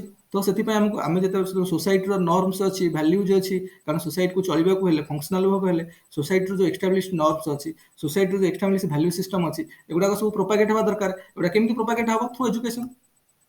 ଯୋଉ ୟଙ୍ଗ ମାଇଣ୍ଡ, ଯୋଉମାନେ ଚିଲଡ୍ରେନ ମାନେ ସ୍କୁଲକୁ ଆସୁଛନ୍ତି, ସ୍କୁଲରେ ପଢା ଷ୍ଟାର୍ଟ କରୁଛନ୍ତି, ତ ତାଙ୍କ ମାଇଣ୍ଡକୁ କେମିତି ଯିବ ଜିନିଷ ଗୁଡାକ? ଥ୍ରୁ ଏଜୁକେସନ ଯିବ ନା। ରାସ୍ତାର ବାମ ପଟରେ ଚାଲିବା, ଇଏ ସୋସିଆଲ ନର୍ମସ। ଏଇଟା ସୋସାଇଟି ଚାହୁଁଛି ଯେ ଲୋକମାନେ ଶିଖନ୍ତୁ। କେମିତି ଶିଖେଇବ? Through education ଶିଖେଇବ। ବଡ ସିନିୟର ମାନଙ୍କୁ ବା ବଡ ଲୋକମାନଙ୍କୁ ଆମେ ରେସପେକ୍ଟ ଦବା, ଅନର କରିବା। ତ ଏଇଟା କେମିତି ଶିଖାହବ? ଥ୍ରୁ ଏଜୁକେସନ ମାଧ୍ୟମରେ ଶିଖା ହବ। ଆମର ବିଭିନ୍ନ ପ୍ରକାର ସିଚୁଏସନକୁ ଆମେ କେମିତି ମାନେ କଣ୍ଟ୍ରୋଲ କରିବା, ଲୋକମାନଙ୍କ ସହିତ ମିଶିବା କେମିତି, how to make conversation with people. So ଏଇ ଯୋଉ ଟାଇପର ବିଭିନ୍ନ ସୋସିଆଲ ଚାଲିଚଳନ ଗୁଡାକ ସୋସାଇଟିକୁ ଦରକାର, କାରଣ society needs to be functional. ଏଗୁଡ଼ା ନହେଲେ ତ ସୋସାଇଟି ଡେଥ୍ ହେଇଯିବ ନା। ଏଗୁଡ଼ା ନହେଲା, ଆମେ କାହାକୁ ରେସପେକ୍ଟ କରୁନାହାନ୍ତି, ଆମେ କିଛି ରାସ୍ତାରେ ଗଲାବେଳେ କିଛି ବାହାନା ହାଣା କିଛି ମାନୁନାହାନ୍ତି, ମନ ଇଚ୍ଛା କାମ କରୁଛନ୍ତି, ଅରାଜକତା ଆସିଗଲା ନା, ଆନୋମି କ୍ରିଏଟ ହେଇଗଲା। ତ ସୋସାଇଟି ଫଙ୍କସନାଲ, ତ ସୋସାଇଟି ଡିଗ୍ରେଡ ହେଇ ଚାଲିବ ଦିନକୁ ଦିନ। ତେଣୁ ସେ କହିବା କଥା ଯେ ସୋସାଇଟିକୁ ଫଙ୍କସନାଲ ହବାର ଅଛି, ତେଣୁ ଜିନିଷ ସବୁ ହଉଛି। ତ ସେଇ ଅନୁସାରେ ଆମକୁ ଜିନିଷ ଆମେ ସବୁ କରିଚାଲିଛନ୍ତି। ସୋ ସେଇ ଯୋଉ ଦୃଷ୍ଟିକୋଣ, ସୋସିଓଲୋଜିକୁ ସେଇ ଦୃଷ୍ଟିକୋଣରୁ ଯୋଉ ବୁଝିବା ପାଇଁ ଯୋଉ ଆପ୍ରୋଚଟା, ଦ୍ୟାଟ୍ ଇଜ ଫଙ୍କସନାଲ ପର୍ସପେକ୍ଟିଭ। ବୁଝୁଛ ନା। ତାପରେ ମାକ୍ସ ୱେବରକୁ ପଳେଇବା ଆମେ। ମାକ୍ସ ୱେବର କଣ କହୁଛନ୍ତି? ମାକ୍ସ ୱେବର କହୁଛନ୍ତି ଯେ ଆକ୍ଚୁଆଲି ଆଗରୁ କଣ ହେଇଥିଲା ନା, ଦେଖ ଆମ ପୂର୍ବରୁ ଆମେ ପଢିବା ଚାପ୍ଟର ନମ୍ବର 1, ଚାପ୍ଟର ନମ୍ବର 2, ମୁଁ ସେତେବେଳେ କହିବି ସବୁ। ଯେତେବେଳେ ସୋସିଓଲୋଜି ଷ୍ଟାର୍ଟ ହେଲା ନା, ଲୋକମାନେ ଭାବିଲେ ସୋସିଓଲୋଜିଟା ଗୋଟେ ସାଇନ୍ସ ସବଜେକ୍ଟ। ଯେତେବେଳେ ଆମର ମାନେ କ'ଣ ନୂଆ ନୂଆ ସୋସିଓଲୋଜି ନ୍ୟୁ ଡିସିପ୍ଲିନ୍ ଯେତେବେଳେ ଷ୍ଟାର୍ଟ ହେଲା ସେତେବେଳେ ଇନିସିଆଲି ଲୋକମାନଙ୍କର ବା ସୋସିଓଲୋଜିଷ୍ଟ ମାନଙ୍କର ଧାରଣା ଥିଲା କିନ୍ତୁ ଅଗଷ୍ଟ କୋମ୍ଟେ ଯେମିତି ବହୁତ ବଡ଼ ଧରଣର ମାନେ ପ୍ରଚାରକ ଗୋଟେ ମାନେ ସୋସିଓଲୋଜି ସାଇନ୍ସ ବୋଲି ସେ କହୁଥିଲେ ଆଉ ସୋସିଓଲୋଜି ଯେ ସାଇନ୍ସ ସବଜେକ୍ଟ ସେ କହୁଥିଲେ ତେଣୁ ସେଇଟାକୁ ସେଇ ଯେଉଁ କନସେପ୍ଟଟାକୁ କୁହାଯାଏ ପଜିଟିଭିଜମ୍। ତେଣୁ ଇଏ ଯେତେବେଳେ ଆସିଲେ ମାନେ ମାର୍କ୍ସ ୱେବର ପଳେଇ ଆସିଲେ ସେ କହିଲେ ସେମିତି କିଛି ନାହିଁ ତ ୱି ନିଡ୍ ଇଣ୍ଟରପ୍ରିଟେସନ୍। ତେଣୁ ତାଙ୍କର ପୁରା ଥିଓରିଟାକୁ ଇଣ୍ଟରପ୍ରିଟେଟିଭ ପର୍ସପେକ୍ଟିଭ। ସେ କହିବା କଥା ଯେ ଆମ ସୋସାଇଟିରେ ଯାହା ବି ସୋସିଆଲ ଫେନୋମେନନ୍ ହେଉଛି ନା ତାର କେମିତି ନୁହଁ ଯେ କିଛି ଧରାବନ୍ଧା ନିୟମ ଅଛି ଯେ ତମେ ସେଟାକୁ ବୁଝିଦେବ ଡାଇରେକ୍ଟଲି। ଇଟ୍ ନିଡ୍ସ ଇଣ୍ଟରପ୍ରିଟେସନ୍ କ'ଣ ହେଉଛି କାରଣ ସୋସିଆଲ ଯାହା ବି ଇଭେଣ୍ଟ ଫେନୋମେନନ୍ ଘଟୁଛି ତା ପଛରେ ଗୋଟେ social action that is resulting because of social action. ତେଣୁ ଯେଉଁ ସେଇ ତା ପଛରେ ଯେଉଁ ସୋସିଆଲ ଆକ୍ସନ୍ ଅଛି ସେ ସୋସିଆଲ ଆକ୍ସନ୍ ପଛରେ କ'ଣ ଅଛି ଗୋଟେ ସୋସିଆଲ ଭ୍ୟାଲ୍ୟୁ ସିଷ୍ଟମ୍ ଅଛି ସୋସିଆଲ ଭ୍ୟାଲ୍ୟୁଜ୍ ଅଛି ସେଥିପାଇଁ ଏମିତି ହେଉଛି। ତ we need to properly interpret it what it is। तो ସେଇ ଷ୍ଟାଇଲରେ ସୋସିଓଲୋଜିକୁ ଆନାଲିସିସ୍ କରିବାର ଯେଉଁ ଆପ୍ରୋଚଟା ତାକୁ ଆମେ କହିବା ଇଣ୍ଟରପ୍ରିଟେଟିଭ ପର୍ସପେକ୍ଟିଭ। ଯେତେବେଳେ ତା ଆଗକୁ ଆମେ ଆଉ ଟିକେ ପଳେଇବା ଆମେ ଯେତେବେଳେ ପଢ଼ିବା ମନେକର କ'ଣ ଆମେ ମାର୍କ୍ସ ୱେବର ସାରି ସାରିଲା ପରେ ଆମେ ପଳେଇଯିବା କାହା ପାଖକୁ ଆମେ ପଳେଇଯିବା ଟାଲକଟ୍ ପାର୍ସନ୍ସଙ୍କ ପାଖକୁ। ତ ଟାଲକଟ୍ ପାର୍ସନ୍ସ କ'ଣ କହୁଛନ୍ତି ଟାଲକଟ୍ ପାର୍ସନ୍ କହୁଛନ୍ତି ଯେ ସୋସାଇଟିରେ ଯେଉଁ ସେ କହିଲେ ତାଙ୍କ ପର୍ସପେକ୍ଟିଭ ହେଲା ଷ୍ଟ୍ରକ୍ଚରାଲ ଫଙ୍କସନାଲିଜିମ୍। ସେ କହିବା କଥା ଯେ ସୋସାଇଟିରେ ଯେଉଁ ସବୁ ଜିନିଷ ଘଟିଛି ବା ଯାହା ସବୁ ଷ୍ଟ୍ରକ୍ଚର ଅଛି ବା ଯେଉଁ ସୋସିଆଲ ଫେନୋମେନନ୍ ଗୁଡ଼ାକ ସବୁ ହେଉଛି ତାକୁ ଆମେ ବୁଝିବା ପାଇଁ ସେ ଗୋଟେ ଥିଓରମ୍ କ୍ରିଏଟ୍ କଲେ। ସେ କହିଲେ ସବୁ ଷ୍ଟ୍ରକ୍ଚରକୁ ସିମିଲାର ଟାଇପ୍ର ଫଙ୍କସନ୍ସ ଅଛି ତ ଆମେ ସିମିଲାର ଗୋଟେ ଥିଓରି ଏଇଭଳି ଆମେ ଡେଭଲପ୍ କରିବା ଯେଉଁ ସବୁ ଜିନିଷକୁ ବୁଝେଇ ହେବ। ତେଣୁ ସେ ଗୋଟେ ଷ୍ଟ୍ରକ୍ଚରାଲ ଫ୍ରେମୱାର୍କ ବନେଇଲେ ପୁରା ସୋସାଇଟିର ବିଭିନ୍ନ ଇନସିଡେଣ୍ଟକୁ ଯାହା ବି ଘଟୁଛି ସୋସାଇଟିରେ ବିଭିନ୍ନ ଇନସିଡେଣ୍ଟକୁ ସେ ଗୋଟେ ଷ୍ଟ୍ରକ୍ଚରାଲ ଫ୍ରେମୱାର୍କରେ ବଦଳେଇଲେ। ସେ କହିଲେ ଏଇ ଷ୍ଟ୍ରକ୍ଚରାଲ ଫ୍ରେମୱାର୍କଟା ଆମେ ଯଦି ଜାଣିଯିବା ଆକୁ ସବୁ ଫେନୋମେନନ୍କୁ ଆମେ ବୁଝେଇବା ଏଥିରେ ତାକୁ ୟୁଜ୍ କରିକି ସବୁ ଫେନୋମେନନ୍ ବୁଝେଇ ହେଇଯିବ। ଯେମିତି ସେ କହିଲେ social system theory social system ସେ କହିଲେ ଯାହା ବି ଘଟଣା ଘଟୁଛି ତ ସୋସାଇଟିରେ ସେ କହିଲେ କ'ଣ ଅଛି ଗୋଟେ ସୋସିଆଲ ସିଷ୍ଟମ ଅଛି ଗୋଟେ କଲଚରାଲ ସବୁ ଆମେ ପଢ଼ିବା ଟେନସନ୍ ଦରକାର ନାହିଁ ତେଣୁ ଆସିବ ମୁଁ କହିବ ଜଷ୍ଟ ଆମେ ବ୍ରିଫଲି ଜଣେଇ ଦେଉଛି ଗୋଟେ ସୋସିଆଲ ସିଷ୍ଟମ ଅଛି ଗୋଟେ କଲଚରାଲ ସିଷ୍ଟମ ଗୋଟେ ସୋସିଆଲ ସିଷ୍ଟମ ଅଛି କଲଚରାଲ ସିଷ୍ଟମ ଅଛି ଆଉ ଗୋଟେ ଅଛି କ'ଣ ପର୍ସନାଲିଟି ସିଷ୍ଟମ ଅଛି। ତେଣୁ କୌଣସି ସୋସିଆଲ ଇଭେଣ୍ଟକୁ ସଷ୍ଟେନେବଲ୍ ହେବାକୁ ହେଲେ ଏଇ ତିନିଟା ସିଷ୍ଟମକୁ କୋହରେଣ୍ଟ ଦରକାର। ଇଟ୍ ସୁଡ୍ ବି ଇନ୍ କୋହରେନ୍ସ। ତାଙ୍କ ଭିତରେ ଯଦି କନଫ୍ଲିକ୍ଟ ହେଲା ତାହେଲେ ସୋସିଆଲ ଫେନୋମେନନ୍ ହେଇପାରିବନି ପ୍ରୋବ୍ଲେମ୍ସ ହେବ କଣ୍ଟ୍ରାଡିକ୍ସନ୍ସ ହେବ ସୋସାଇଟିରେ। ତ ସୋସାଇଟିରେ କ'ଣ ହେବ କଣ୍ଟ୍ରାଡିକ୍ସନ୍ସ ହେବ। ତେଣୁ ଏଇ ଯେଉଁ ଜିନିଷଟା ଏଇ ଯେଉଁ ୱେଟାକୁ ବୁଝିପାର ଫର ଏକ୍ଜାମ୍ପଲ୍ ଯଦି ଗୋଟେ ଏକ୍ଜାମ୍ପଲ୍ ମନେକର କହିବି ଦେଖ ଗୋଟେ ଏକ୍ଜାମ୍ପଲ୍ ତୁମକୁ ଦେଇଦେଉଛି ମନେକର ଏଇଠି ଆମେ ସାବରିମାଳା ଟେମ୍ପଲର ଏକ୍ଜାମ୍ପଲ୍ ନେବା। ସାବରିମାଳା ଟେମ୍ପଲରେ ଯେଉଁ ଇସ୍ୟୁ ହେଲା young lawyers association versus state of Kerala କ'ଣ ଥିଲା ସୁପ୍ରିମକୋର୍ଟଙ୍କ ରୁଲିଂସ୍ ସେମାନଙ୍କର କ୍ଲେମ୍ କ'ଣ ଥିଲା ଯେ ଯଦି ଆର୍ଟିକଲ୍ 14 ଅନୁସାରେ ଅଲ୍ ଆର୍ ଇକ୍ୱାଲ୍ ବିଫୋର୍ ଲ ତାହେଲେ କାହିଁକି ସାବରିମାଳା ଟେମ୍ପଲକୁ କାହିଁକି ଯେଉଁମାନଙ୍କର ଯେଉଁ ମାନେ ଫିମେଲ୍ ମାନଙ୍କର ମେନ୍ସୁରେସନ୍ ସାଇକେଲ୍ ଷ୍ଟାର୍ଟ ହେଇଗଲାଣି they are not allowed to enter the Sabarimala temple. Allow କାହିଁ କରାଯିବନି କ'ଣ ପାଇଁ କାରଣ ରିଲିଜନ୍ ତ ସମସ୍ତଙ୍କ ପାଇଁ ଆଉ ସମସ୍ତଙ୍କୁ ଇକ୍ୱାଲ୍ ଅପରଚ୍ୟୁନିଟି ଅଛି ସମସ୍ତଙ୍କୁ ସମାନ ଆକ୍ସେସ୍ ମିଳିବ ଆମ ସମ୍ବିଧାନରେ ବି ଲେଖା ହେଇଛି ତ ଏମାନଙ୍କୁ କାହିଁକି ମିଳିବନି। ତ ସେଇ କନସେପ୍ଟକୁ ନେଇକି ସେମାନେ ଯେତେବେଳେ କ୍ଲେମ୍ କଲେ ଗୋଟେ ପିଟିସନ୍ ଦାଖଲ କଲେ ତ ସୁପ୍ରିମକୋର୍ଟର ରୁଲିଂସ୍ ଆସିଲା ଯେ ନାଇଁ ଯାଇପାରିବ ସମସ୍ତେ ଯିବେ ଏଇଟା ଭୁଲ ଆକ୍ଚୁଆଲି ଦିସ୍ ମାନେ ଏଇ ଯେଉଁ ଟ୍ରାଡିସନଟା ଚାଲିଛି ଦ୍ୟାଟ୍ ସୁଡ୍ ବି ଆବାଣ୍ଡନ୍ଡ। ତେଣୁ ବର୍ତ୍ତମାନ କ'ଣ ଯିବ ନା ସମସ୍ତଙ୍କୁ ଆକ୍ସେସ୍ ମିଳିବା ଦରକାର। ତା ମାନେ supreme court comes under social system.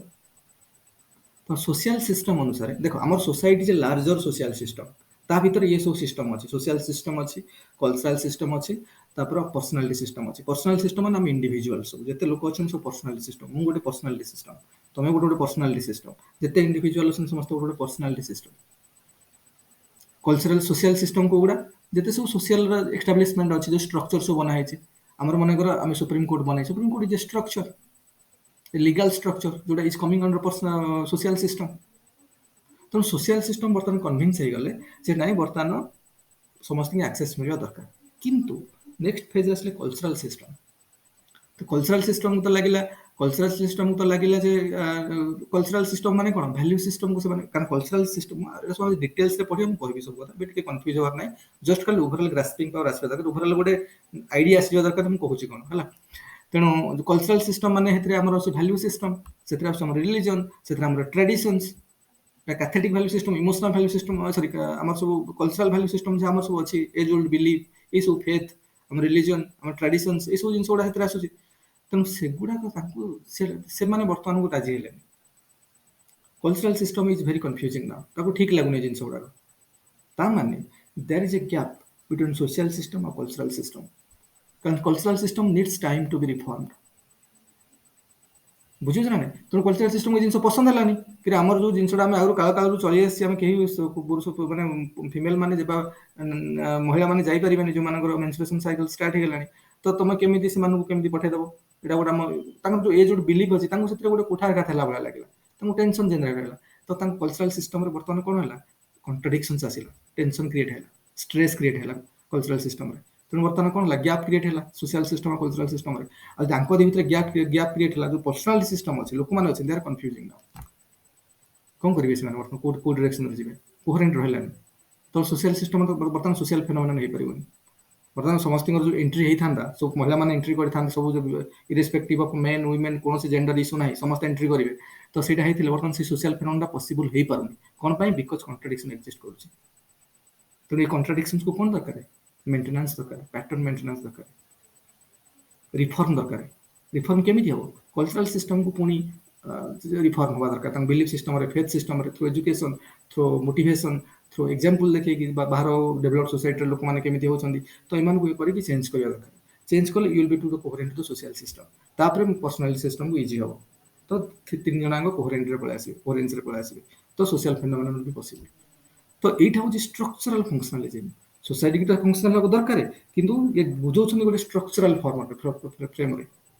କାରଣ ଡରଖାମି କହୁଥିଲେ ସିମ୍ପଲ ଫଙ୍କସନଟାକୁ କହି ଦେଇଥିଲେ, କିନ୍ତୁ କାଲକଟ ପାର୍ସନ ଆସିଗଲେ ତ ଗୋଟେ ଷ୍ଟ୍ରକ୍ଚର ବନେଇଦେଲେ, ଯେ ଏମିତି ଏମିତି ସବୁ ଷ୍ଟ୍ରକ୍ଚର ଅଛି, ସେ ଅନୁସାରେ ଏମିତି ଏମିତି ହବା ଦରକାର, then only things will be possible. ଏଇଟାକୁ କୁହାଯାଏ ଷ୍ଟ୍ରକ୍ଚରାଲ ଫଙ୍କସନାଲିଜିମ୍ ଆପ୍ରୋଚ। ସୋସିଓଲୋଜିକୁ ବା ସୋସିଆଲ ଫିନୋମିନନକୁ ଆଉ ଲୋକମାନେ ଆଉ ଟିକେ ଆଗକୁ ଯାଉଛନ୍ତି ସୋସିଆଲ ରିଅଲିଟି। କାରଣ ସୋସିଆଲ ଫିନୋମିନନ ଯେ ସୋସିଆଲ ରିଅଲିଟି ହେଲା। ତେଣୁ ସାମାଜିକ ବାସ୍ତବତାକୁ ଟିକେ ଫିଲୋସଫିକାଲ ଟର୍ମରେ କହିଲେ ସୋସିଆଲ ରିଅଲିଟି, ସାମାଜିକ ବାସ୍ତବତା। ତେଣୁ କୌଣସି ସୋସିଆଲ ଫିନୋମିନନକୁ ଆମେ ଯେତେବେଳେ ବୁଝେଇବା, ତ ଯଦି ଏଇ ଷ୍ଟାଇଲରେ ଏଇ ଆପ୍ରୋଚ ନେଇକି ବୁଝେଇବା, ସୋ ଦ୍ୟାଟ୍ ଇଜ ଷ୍ଟ୍ରକ୍ଚରାଲ ଫଙ୍କସନାଲିଜିମ୍। ବୁଝିଲେ ନା? ଏଇଭଳିଆ ତାପରେ ଅଛି, ଆହୁରି ସବୁ ଅଲଗା ଅଛି। ଆଉ ଟାଲକଟ ପାର୍ସନ ପରେ ଆରକେ ମଟନ ବି ସେଇ ଷ୍ଟ୍ରକ୍ଚରାଲ ଫଙ୍କସନାଲିଜିମର କଥା ଉପରେ ସେ କହିଛନ୍ତି। ତ ସେ ଟିକେ ଆଗକୁ ଟିକେ କଣ୍ଟ୍ରାଡିକ୍ଟ କରିକି ଅଲଗା ଉପରେ ଜିନିଷକୁ ବୁଝେଇଛନ୍ତି।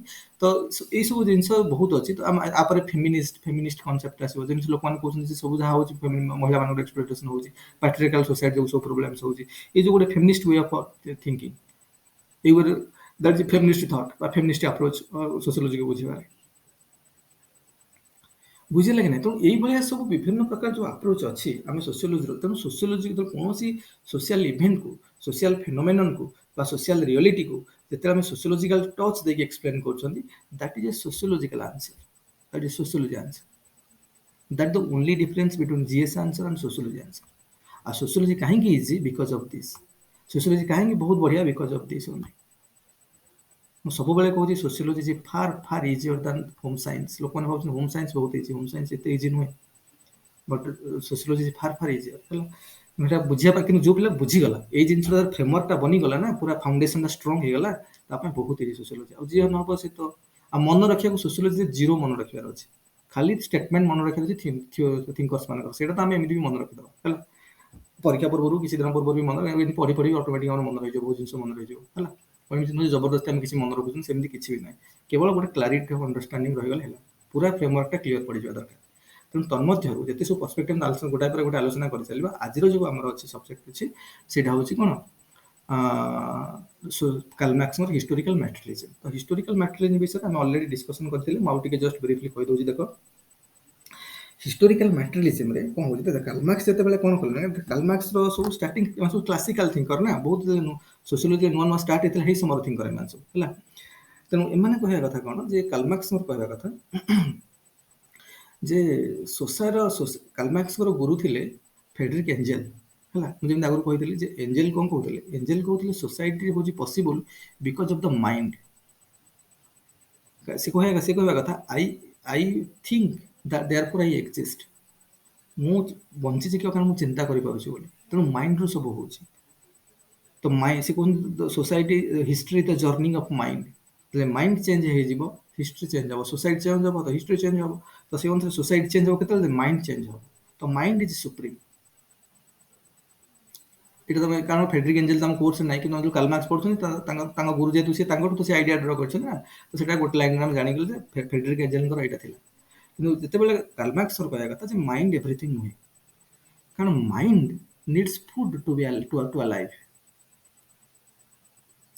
ମାଇଣ୍ଡ ମନେକର ଆରେ ତମେ ନା ବଞ୍ଚିଲେ ତ ପୁଣି ଚିନ୍ତା କରିବ। କାର୍ଲ ମାର୍କ୍ସର କହିବା କଥା ଗୋଟେ ଲୋକ ତ ପୁଣି ବଞ୍ଚିଲେ ଚିନ୍ତା କରିବ, ଆଉ ବଞ୍ଚିବା ପାଇଁ କଣ ଦରକାର? ଖାଦ୍ୟ ଦରକାର। ଖାଦ୍ୟ, ବସ୍ତ୍ର, ବାସଗୃହର ଯୋଉ ମିନିମମ୍ ଜିନିଷ ରିକ୍ୱାରମେଣ୍ଟ ଅଛି, ସେଥିରୁ ଆମର ବେସିକ ରିକ୍ୱାରମେଣ୍ଟ ହଉଛି ଖାଦ୍ୟ। ଆଉ ଖାଦ୍ୟଟା ହଉଛି ମେନ୍ ରିକ୍ୱାରମେଣ୍ଟ। ଖାଦ୍ୟ ନଥିଲେ ମଣିଷ ବଞ୍ଚିବ କେମିତି? ତେଣୁ ଖାଦ୍ୟ is the prime need, mind ନୁହେଁ। ଆଉ ଖାଦ୍ୟ ମାନେ କଣ? ମ୍ୟାଟର। ତେଣୁ ଇଏ କହିବା କଥା ଯେ ମ୍ୟାଟେରିଆଲିଷ୍ଟିକ ଆପ୍ରୋଚ ବା ମ୍ୟାଟର ହଉଛି ତ most important thing, mind important ନୁହେଁ। ଆଉ ମ୍ୟାଟର ମାନେ ଖାଦ୍ୟ ଇମ୍ପୋର୍ଟାଣ୍ଟ, ଖାଦ୍ୟ ମାନେ ତ ମ୍ୟାଟର ଇମ୍ପୋର୍ଟାଣ୍ଟ। ଆଉ ଖାଦ୍ୟ ପାଇଁ ଆମକୁ କଣ ଦରକାର? ପ୍ରଡକ୍ସନ ଦରକାର ବା ଖାଦ୍ୟର କଲେକ୍ସନ ଦରକାର। ଆମର ଆମେ ଯଦି ଆମେ ବହୁତ ଅତୀତ ଯୁଗକୁ ପଳେଇ ଯିବା, ମାନେ ପ୍ରି ହିଷ୍ଟୋରିକ ଟାଇମକୁ ପଳେଇବା ଆମେ, ସେତେବେଳେ ଆମର କଣ ହେଇଛି? ସେତେବେଳେ ଆମର ପ୍ରିମିଟିଭ ଟାଇମ, ପ୍ରିମିଟିଭ ସମୟରେ ଆମର କଣ ଥିଲା? ପୁରା କମ୍ୟୁନିଜିମ ଥିଲା। ସବୁ ମାନେ ପୃଥିବୀର ଯେକୌଣସି ଜାଗାକୁ ତୁମ ଯାଅ, କାହାର କୌଣସି ପ୍ରାଇଭେଟ ପ୍ରପର୍ଟି ନାହିଁ। ତୋର ମୋର ଏଇ ଜିନିଷର କୌଣସି କଣ ନଥିଲା, ସବୁ ଜିନିଷ ସମସ୍ତଙ୍କର। ଜଙ୍ଗଲ ପଡିଛି, ଫଳ ସବୁ ଗଛରେ ଯାହା ଲାଗିଛି, ତମ ଭୋକ ହେଲା ତମେ ତୋଳିକି ଖାଇଲ। ତ କୌଣସି ପ୍ରାଇଭେଟ ପ୍ରପର୍ଟି ନଥିଲା। ଲୋକ ପପୁଲେସନ ବି ବହୁତ କମ ଥିଲା, ଡିମାଣ୍ଡ ବି ବହୁତ କମ ଥିଲା। ତ ଯେତିକି ଲୋକ ଏକ୍ଜିଷ୍ଟ କରୁଥିଲେ ଦୁନିଆରେ, ତାଙ୍କ ପାଇଁ ସଫିସିଏଣ୍ଟ ଆମାଉଣ୍ଟର କଣ ଥିଲା? ନେଚର ଯେତିକି ପ୍ରଡ୍ୟୁସ କରୁଥିଲେ ତାଙ୍କ ପାଇଁ ସଫିସିଏଣ୍ଟ ଥିଲା। ତ ସେତେବେଳେ ତୋର ମୋର ବା ପ୍ରାଇଭେଟ ପ୍ରପର୍ଟି ବୋଲି କୌଣସି ଜିନିଷ ନଥିଲା। ତେଣୁ ସେତେବେଳେ କମ୍ୟୁନିଜିମ, ଆମେ ଯୋଉ କହୁଛନ୍ତି କ୍ଲାସଲେସ୍ ସୋସାଇଟି, ଯୋଉ ଆମର ଯୋଉ ଆଇଡିଆ ଅଫ ଯୋଉ କ୍ଲାସେସ୍ ସୋସାଇଟି ଆମେ କହୁଛନ୍ତି, ସେଇଟା ସେତେବେଳେ ଏକ୍ଜିଷ୍ଟ କରୁଥିଲା। କୌଣସି କ୍ଲାସ ନାହିଁ, କିଛି ନାହିଁ। No caste, no class, nothing. ଧନୀ ଦରିଦ୍ର, ବଡ ବର୍ଣ୍ଣ କିଛି କମ କିଛି ନାହିଁ, ଅଲ୍ ଆର୍ ଇକ୍ୱାଲ। ଯାହାକୁ ଯେତେବେଳେ ଦରକାର ହେଲା ସେ ଆଣିକି କଲେ। ତ ଗ୍ରାଜୁଆଲି ଯେତେବେଳେ ଏଇଟା ଥିଲା ଷ୍ଟାର୍ଟିଂରୁ, ଯେତେବେଳେ ପ୍ରି ହିଷ୍ଟୋରିକ ଟାଇମରେ ହେଲା। କିନ୍ତୁ ଏଇ ପରିପ୍ରେକ୍ଷୀରେ କାର୍ଲ ମାର୍କ୍ସ କହିଲେ ଆକ୍ଚୁଆଲି ଯେତେବେଳେ ସୋସାଇଟି ଆଗକୁ ବଢୁଛି, ଡିମାଣ୍ଡ ଅଧିକ ବଢୁଛି, କାରଣ ପପୁଲେସନ ବଢିଲା, ତ ଡିମାଣ୍ଡ ବଢିଲା। ଆମର ମେନ୍ ରିକ୍ୱାରମେଣ୍ଟ କଣ? ଡିମାଣ୍ଡ କାହାର? ରିକ୍ୱାରମେଣ୍ଟ ବଞ୍ଚି ରହିବା ପାଇଁ ମିନିମମ୍ ତ ଜିନିଷ ଖାଦ୍ୟ ଦରକାର। ଖାଦ୍ୟ ତ ମେନ୍ ରିକ୍ୱାରମେଣ୍ଟ। ତ ସେଇଟା ଷ୍ଟାର୍ଟିଂ ତ ସେଇଠୁ ହେଲା। ଆଉ ଖାଦ୍ୟ ଆମକୁ ଦରକାର ଅଛି, ଖାଦ୍ୟର ସଂଗ୍ରହର ଆମ ଦିନକୁ ଦିନ ଡିମାଣ୍ଡ ବଢି ଚାଲିଲା, ପପୁଲେସନ ବଢିଲା, ତ ଡିମାଣ୍ଡ ବଢିଲା ଖାଦ୍ୟର। ତା ମାନେ ମ୍ୟାଟେରିଆଲ ଯୋଉ ନିଡଟା ମଣିଷ ଫିଲ୍ କଲା, ନିଡ୍ ଅଫ ମ୍ୟାଟର, ଖାଦ୍ୟ ଇଜ ଏ ମ୍ୟାଟର, ସେଥିପାଇଁ ମୁଁ କହୁଛି ନିଡ୍ ଅଫ ମ୍ୟାଟର। ତ ନିଡ୍ ଅଫ ମ୍ୟାଟେରିଆଲ ବା ମ୍ୟାଟେରିଆଲିଷ୍ଟିକ ନିଡ୍ର ଯୋଉ ହେଲା ମଣିଷର, ତ ସେଇଟା ଗ୍ରାଜୁଆଲି କଣ ହେଲା? ତା ଡିମାଣ୍ଡ ବଢି ଚାଲିଲା। ତେଣୁ ମଣିଷ ତାର ବୁଦ୍ଧି ଖର୍ଚ୍ଚ କରିକି, ବା ମଣିଷ ଗ୍ରାଜୁଆଲି ଯେତେବେଳେ ଏଇଟା ବଢି ଚାଲିଲା, ମଣିଷ ଚିନ୍ତା ସେଇ ଜିନିଷ ଉପରେ କେମିତି ଅଧିକ ଇମ୍ପ୍ରୁଭମେଣ୍ଟ କରିହବ, କଣ କରିବ, ସେଇ ଡିରେକ୍ସନରେ ଚାଲିଲା। ତ ସେଇଠୁ ସୃଷ୍ଟି ହେଲା କଣ? ଯେ କେମିତି ଖାଦ୍ୟ ପ୍ରସ୍ତୁତ କରିବା, ଆଇଦର ଖାଦ୍ୟ କଲେକ୍ସନ କରିବା, କାରଣ ଆଗରୁ କଲେକ୍ସନ ମୋଡରେ ଲୋକମାନେ ରହୁଥିଲେ। ତାପରେ ଖାଦ୍ୟ କେମିତି ପ୍ରସ୍ତୁତ କରିବା, ସେଇ ଟାଇମରେ ଗଲେ।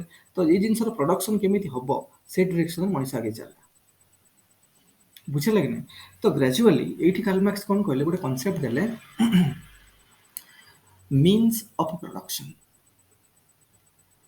ବୁଝୁଛ ନା? ମିନ୍ସ ଅଫ ପ୍ରଡକ୍ସନ କଣ? ଦେଖ, ମୁଁ ତମକୁ ଯୋଉ ମ୍ୟାଟେରିଆଲଟା କାଲି ମୁଁ ବି ପଠେଇବି, ଆଜି ମୁଁ ଏଇଟା ଲେଖିଛି, ମୁଁ ଯେତିକି ଲେଖିଛି ତ ପୁରା ଯୋଉ କହନ୍ତିନି ମାନେ ଜିନିଷଟାକୁ ଚିପୁଡି ଦେଲେ ଯୋଉ ବାହାରିବନି, ମାନେ କଣ ରସ ଗୁଡା ବାହାରି, ମୁଁ ସେଇଗୁଡା ସବୁ ଲେଖି ଯାଇଛି।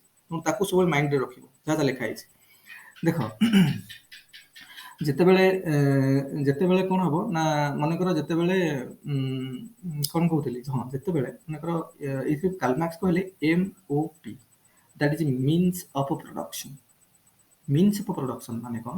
ଆମେ ପ୍ରଡକ୍ସନ କେମିତି କରିବା, ପ୍ରଡକ୍ସନ ପାଇଁ କଣ ଦରକାର? ସେଠି କହିଲେ ଦିଟା ଜିନିଷ ଦରକାର। କଣ? ଗୋଟେ ହଉଛି ଫ୍ୟାକ୍ଟର ଅଫ ପ୍ରଡକ୍ସନ, ବା ଯୋଉଟାକୁ ଆମେ କହିବା ଫୋର୍ସ ଅଫ ପ୍ରଡକ୍ସନ। ବୁଝିଲା?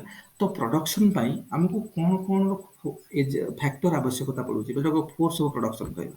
ମନେକର ଆମକୁ ଆମେ ପ୍ରିମିଟିଭ ସୋସାଇଟିରୁ ଷ୍ଟାର୍ଟ କରିଛନ୍ତି, ସେଠି ମନେକର ଆମକୁ ଖାଦ୍ୟ ସଂଗ୍ରହ କରିବାର ଅଛି, ଆମକୁ କଣ ଦରକାର? ଫ୍ୟାକ୍ଟର ଅଫ ପ୍ରଡକ୍ସନ କଣ ଦରକାର? ଫୋର୍ସ ଅଫ ପ୍ରଡକ୍ସନ କଣ ଦରକାର? ଆମକୁ ଲେବର ଦରକାର, ମ୍ୟାନ ପାୱାର ଦରକାର। କାରଣ ଲୋକ ତ ପରିଶ୍ରମ କଲେ ତ ପୁଣି ଆସିବ, ଯାଇକି ଧାନ ଦପଡ କରିବା, କି ଶିକାର କରିବା, କଣ କରିବା, ତ ଲେବର ଲାଗୁଛି ନା। ତ ଲେବର ଫୋର୍ସ ଦରକାର, ମାନେ ଲେବର ଦରକାର। ଲେବର ଇଜ ଏ ଫ୍ୟାକ୍ଟର ବା labour is a force of production. ଆଉ କଣ ଦରକାର? We need equipment. କାରଣ ଆଗରୁ ଯଦି ପ୍ରିମିଟିଭ ଯୁଗ ତମେ ଜାଣିଥିବ, ପ୍ରସ୍ତର ଯୁଗକୁ ପଳେଇବ କି ପ୍ରିମିଟିଭ ସମୟକୁ ପଳେଇବ, ତେଣୁ ଲୋକମାନେ ସବୁ ଶିକାର ଫିକାରକୁ ଯାଉଥିଲେ କି କଣ କରୁଥିଲେ, ତ ସେଥିପାଇଁ ତ ଥିଲା। ତ ଗ୍ରାଜୁଆଲି କଣ ଏଇ ସବୁ ରିକ୍ୱାରମେଣ୍ଟ ଥିଲା।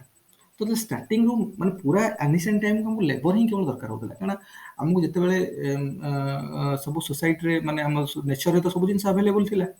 ତ तो नेचर रे फॉरेस्ट अच्छी तो फॉरेस्ट रे गछ अच्छी गछ रे फल अच्छी तो फल आम तोड़िले खाइले तो ग्राजुअली ये जिनस मनुष्य ये स्टार्ट कर लाइफ स्टाइल ये स्टार्ट होती तो से लेबर गोटे फैक्टर तो दरकार तापर मीन्स ऑफ प्रोडक्शन सी कहले मीन्स ऑफ प्रोडक्शन रे गोटे है force of production factor of production आउ प्लस आउ गोटे कौन रहा रिलेशन ऑफ प्रोडक्शन सहित रिलेशन कौन रोचे फॉर एग्जांपल आम एनसिएंट टाइम बर्तमान डिस्कशन कर प्रिमिटिव टाइम डिस्कशन कर तो प्रिमिटिव टाइम रे जो प्रोडक्शन होता प्रोडक्शन माने कौन फूड कलेक्शन करियो फूड कलेक्शन होता तामाने ताको जो फैक्टर लागुला लेबर लागुला लोक मैंने किसी तो समस्त मिसिक जाए परिश्रम करके तोड़े तो पुणी हम तो labour was a factor of production relation of production कौन थी इक्वालिटी कारण जहाँ भी तोड़ा होकर आसो खाद्य पदार्थ फल जहाँ मन फल आम एग्जांपल नवा तो जहाँ फल तोलिक आने तो इक्विटेबल समस्त डिस्ट्रीब्यूट कर दिया गला समस्ते मिसी मासिक तोड़े सब इक्वाली समस्त डिस्ट्रीब्यूट कला समस्त बस खाइले सब फैमिली समस्त लोग शेयर कले तार ये जो रिलेशन विथ प्रोडक्शन कौन इक्वालिटी रहा जो आम कहे कम्युनिज्म कारण relation of production society nature जाना से कौ प्रकार सोसाइटी कारण रिलेशन ऑफ प्रोडक्शन जितने इक्वालिटी रहा समस्त इक्वाल जिन रहा so this leads to communism communism माने कॉमन डिस्ट्रीब्यूशन समस्त जहाँ आम अच्छी सोसाइटी सब कमनली समस्त आवेलेबल किसी कम बेसी ना बड़ धनी ना धनी गरीब किसी ना कि ना इक्वाल अपरचुनिटी समस्त ठीक मिलला जहाँ खाद्य आसला समस्त इक्वाल परिमाण में मिलला तो इक्वालिटी एक्जिस्ट कला that the relation of production तेणु कार्ल मार्क्स कहवा कथा जे over the years history change हो जाउची ए जिनसटा एमओपी मोड ऑफ प्रोडक्शन केमती चेंज हो जाउची से अनुसार सोसाइटी रो नेचर चेंज हो जाउची मोड ऑफ प्रोडक्शन माने factor of production plus production relation बा relationship with production relation short form में प्रोडक्शन रिलेशन बुझुछ ना तापरे जेतेबेले पुनी दरकार हला पॉपुलेशन बढ़ी चलला सोसाइटी पॉपुलेशन बढ़िला पॉपुलेशन बढ़ला खाद्य डिमांड बढ़िला तो जी आम मन आगु जो लेबर यूज करके लोक मैंने फल तोलिक आणुले मन गोटे जंगल जंगल बड़ जंगल बुलिकी फल तोलिक आनिक खाऊले तो जिते लोक संख्या बढ़िला तो डिमांड बढ़िला डिमांड बढ़िला से लोक केमी हम केते तोड़ से लगे ना बर्तमान होनी आमको आउ कि पड़ो आउ कि उपाय करा पड़ो जो आम अधिक कलेक्शन कर तो से आसगला कौन ना मनीष शिखला हंटिंग खाली फल खाई के दिन रहा हंटिंग शिखला वन्य जंतु मान को मारिक खाइबार मांस खाइबार जो अवस्था है तो हंटिंग शिखला तो हंटिंग कौन दरकार हंटिंग आउ गोटे फैक्टर ऑफ प्रोडक्शन दरकार पड़ा दैट इज इक्विपमेंट हंटिंग करने शिकार करने तो गोटे कौन दरकार गोटे अस्त्र कौन गोटे दरकार सो बर्तमान आउ गोटे नुआ फैक्टर ऑफ प्रोडक्शन आड है इक्विपमेंट दरकार है बर्तमान करने तो स्टार्टिंग लोक मैंने कौन करते मुनिया पत्थर यूज करते शिकार करने पत्थर को गोजिया करके यूज करते हंटिंग करने कि सिंपल इक्विपमेंट सब बनाते जिन करने तेणु से कौन है ना जो पॉपुलेशन समस्त सब थिले से कौन है ना ये जो टेक्निकटा माने मुनिया अस्त्र बनइबा कि किछटा सिंपल इक्विपमेंट बनै कि जोटा हमको शिकार करिबारे हंटिंग करिबारे कि फल तोलिबारे लोक हम जाके हाथ रे तोलुथिले बर्तमान किछटा इक्विपमेंट यूज करके तो तोलिले तो हमको आहुरी अधिक कलेक्शन हैला तो ये जो स्किलटा जो मानक पाखरे रहिला तो से बर्तमान गोटे स्पेशल कैटेगरी हो गले जे आम पाखे मुनिया अस्त्र अच्छी आम पाखे उच्चा उच्चा जगार फल तोलिबार अस्त्र अच्छी आम पाखे ये जिन सब अच्छी तो से गोटे स्पेशल कैटेगरी बर्तमान बनीगले आ जो मान पाखे जिन स्किल नहीं से कौन कले तो पुणी खाद्य दरकार बंची रहा खाद्य दरकार से डिपेंडेंट हेल्पर भाव में कम कले तेणु यू आस्ते आस्ते क्लास स्टार्ट है जोटा को आम कह स्टार्ट कले नेक्स्ट आम प्रथम था प्रिमिटिव प्रथम एनसिएंट स्टेज को पलि आसे एनसिएंट कि प्रकार है ना ये आम जो mode of production equal two factor of production plus production relation ये फैक्टर ऑफ प्रोडक्शन रे किए आसुची लेबर तो आगुरी थिला लेबर सहित गोटे इक्विपमेंट लगिगला बर्तमान आउ गोटे फैक्टर ऑफ प्रोडक्शन पलि आसला तेणु ये फैक्टर ऑफ प्रोडक्शन रे जो मानकर कंट्रोल बेसी रहिला जो माने मोर स्किलफुल हेले जो मानकर कंट्रोल आप पर रहिला से माने बर्तमान डोमिनेटिंग पोजीशन रे रहिले सोसाइटी आ जो मानकर रहिलानी से माने टिके तांकरू कम पोजीशन रे रहिले पते मानकू तांको पोजीशन टिके सबजुगेशन हेकि रहिला से माने तो क्लास स्टार्ट हे गला ग्रुपिंग स्टार्ट हे गला तो एनिसेंट टाइम रे जो मानक पाखरे स्किल रहिला से मानकू कहला मास्टर आ जो माने तांको अंडर रे काम कले तांको हेल्प कले तांको कहला स्लेव बुझिला नै तेणु एठी प्रोडक्शन रिलेशन ता कोन हैला फ्यूडालिज्म sorry, master slave relationship, feudalism नुहे, that is master slave relationship বা slavery जोटा कुहाउछि। तो प्रोडक्शन रिलेशन चेंज है जो आगुरी इक्वालिटी थिला समस्त इक्वाल डिस्ट्रीब्यूशन होता बर्तमान प्रोडक्शन रिलेशन चेंज है कहीं चेंज है बिकज जो फैक्टर ऑफ प्रोडक्शन अच्छी जो फैक्टर ऑफ प्रोडक्शन लेबर है इक्विपमेंट है जो जो लोक मान अधिक कौन कंट्रोल रहा से अपर पोजिशन रही जो मान कंट्रोल रही से लोअर पोजिशन रही तेणु सी सब मेजर पोर्सन को आम पाखे अधिक स्किल अच्छी आम ये अच्छी तो आम अधिक पोर्सन नबू आमर भाग अधिक इन कंपेरेटिवली जो पाखे ना तो ये जो master of slave relationship start है प्रोडक्शन रिलेशन चेंज है सोसाइटी तो सोसाइटी चेंज है पुणी समय आगेला पुणी पॉपुलेशन बढ़िला पुणी डिमांड बढ़िला शिफ्ट बर्तमान हिस्ट्री चेंज है नेक्स्ट लेवल को आसीगला बर्तमान से कौन है से कौन है जे बर्तमान कौन है जे लोक खाली हंटिंग करी एग्री माने जो फल फल संग्रह करके केते करिवो पुणी पॉपुलेशन बढ़िला एतिक सफिशिएंट है बुझुस ना तेणु कौन है ना बर्तमान सोसाइटी चेंजेस आसला कौन है ना लोक बर्तमान दरकार है आहरी अधिक जिनस तेणु जो मोड ऑफ प्रोडक्शन थिला चेंज है मोड ऑफ प्रोडक्शन रे कौन था फैक्टर ऑफ प्रोडक्शन बर्तमान नुआ नुआ फैक्टर लगे आउ कौन फैक्टर आसगला लैंड लोक लैंड को प्राइवेटाइज कले एग्रीकल्चर करने स्टार्ट कले मोर मोर एतिक लैंड मोर मुझे एग्रीकल्चर करी आउ सी कहला मोर मु एग्रीकल्चर करी यही समय जेहेतु कारण starting state muscle power dominating थिला तो जो माने मोर स्ट्रांग थिले स्ट्रेंथी थिले हेल्दी थिले कि मसल पावर जो मानकर अधिक थिला से सब कले एतिक मोर ये गोटे आस पारिबेनी मु एग्रीकल्चर करी तो लैंड आ गोटे फैक्टर लागिगला सेठी लैंड जो फैक्टर लागिगला तो जो मानक पाखरे मसल पावर अच्छी जे बहुत लैंड अख्तियार कर पाले निज लेवल निज कंट्रोल रखी पाले निज एग्रीकल्चर एक्टिविटी जोटा परफॉर्म करिया स्टार्ट कले तो से माने कोर पोजीशन बारे सोसाइटी रे से माने गोटे अलग टाइप रो कैटेगरी क्रिएट हैला आ जो मानकर वीक जो माने जो मानकर अख्तियार करि पालेनी लैंड रो पोजीशन रहिलानी से माने तांको अंडर रे काम कले तांको अंडर रे तांको केवल लेबर देकी काम कले तो ये जो टाइप रो नुआ बर्तमान सोशल कौन जेहेतु फैक्टर प्रोडक्शन चेंज हो गला और नुआ फैक्टर प्रोडक्शन लगिगला तार ऊपर जो मान कंट्रोल रहा से नुआ कैटेगरी पुणी क्रिएट हो तो से सोसाइटी कौन कहला से सोसाइटी कहला लॉर्ड और जो मैंने अंडर काम कले जो मान किसी लैंड माने लैंड रो पोजीशन नाही बुझना कल्टीवेशन रो माने कल्टीवेशन एग्रीकल्चर स्टार्ट एग्रीकल्चर नुआ इक्विपमेंट दरकार है वेल्डेन प्लॉ मन करवा कि जो डोमेस्टिकेशन ऑफ एनिमल्स मान को वाइल्ड एनिमल्स मान को डोमेस्टिकेट करके एग्रीकल्चर काम लगेगा ये जो स्किल गुड़ाक सब गुड़ा सब फैक्टर प्रोडक्शन आसूँ ये स्किल गुड़ाक जो मान पाखे रहा से लॉर्ड आ जो मान पाखे रही से अंडर काम कले तो से गले सर्फ तो सोसाइटी प्रोडक्शन रिलेशन टा दिन दिन था इक्वालिटी थिला सेटा आस्ते आस्ते चेंज होकर आसी कौन लॉर्ड आउ सर्फ रे पहुंचीगला जोटा कह जाए फ्यूडालिज्म बर्तमान सोसाइटी जो न्यू सोशल ऑर्डर बा न्यू सोशल स्ट्रक्चर क्रिएट है सेटा को लोक माने कहले फ्यूडालिज्म पुणी लोक संख्या बढ़िला पुणी लोक संख्या बढ़ी चलला पुणी नेक्स्ट स्टेज को आसीगला नेक्स्ट स्टेज को आसला माने को स्टेज सेटा बर्तमान आसीगला कैपिटलिज्म केमती ना नुआ है लोक आगुरी बर्तमान जो आम फ्यूडाल सोसाइटी पर्यटन देखो लोकंर केवल लोक से प्रोडक्शन करुले जी दरकार थिला आम एतिक लोक रही आमर एतिक खावाई वर्ष सारा आमको एतिक खाद्य शस्य दरकार आम से प्रोडक्शन करवा कि आमको एतिक जिन दरकार आम से कलेक्शन करके रखा तो जो प्रकार लाइफ स्टाइल आम कह सब्सिस्टेंस लाइफ स्टाइल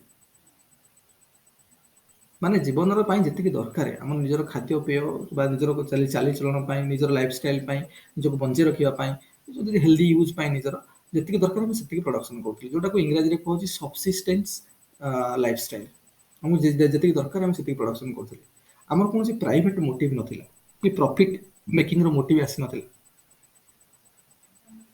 जो सोसाइटी आगेला मॉडर्निटी आसला तो फ्यूडालिज्म पर सोसाइटी को मॉडर्निटी आसला इंडस्ट्रियलाइजेशन आसला लोक चाहिए प्रॉफिट जनरेट हो लोक चाहिए वेल्थ अक्युमुलेशन कॉन्सेप्ट आसीगला वेल्थ अक्युमुलेट करके रखा रिच रो जो हबार पर रिच रो जो कॉन्सेप्ट पळै आसला ग्रेजुअल लोक मन तो से कौन है लोक चाहिए जे आम खाली सब्सिस्टेंस वे कल्टिवेशन करवा प्रोडक्शन काम को सीमित रखा we should go for profit making ତେଣୁ ପ୍ରଫିଟ୍ ମେକିଂ ମାନେ ସରପ୍ଲସ୍ ପ୍ରଡକ୍ସନ୍ ହେବା ଦରକାର।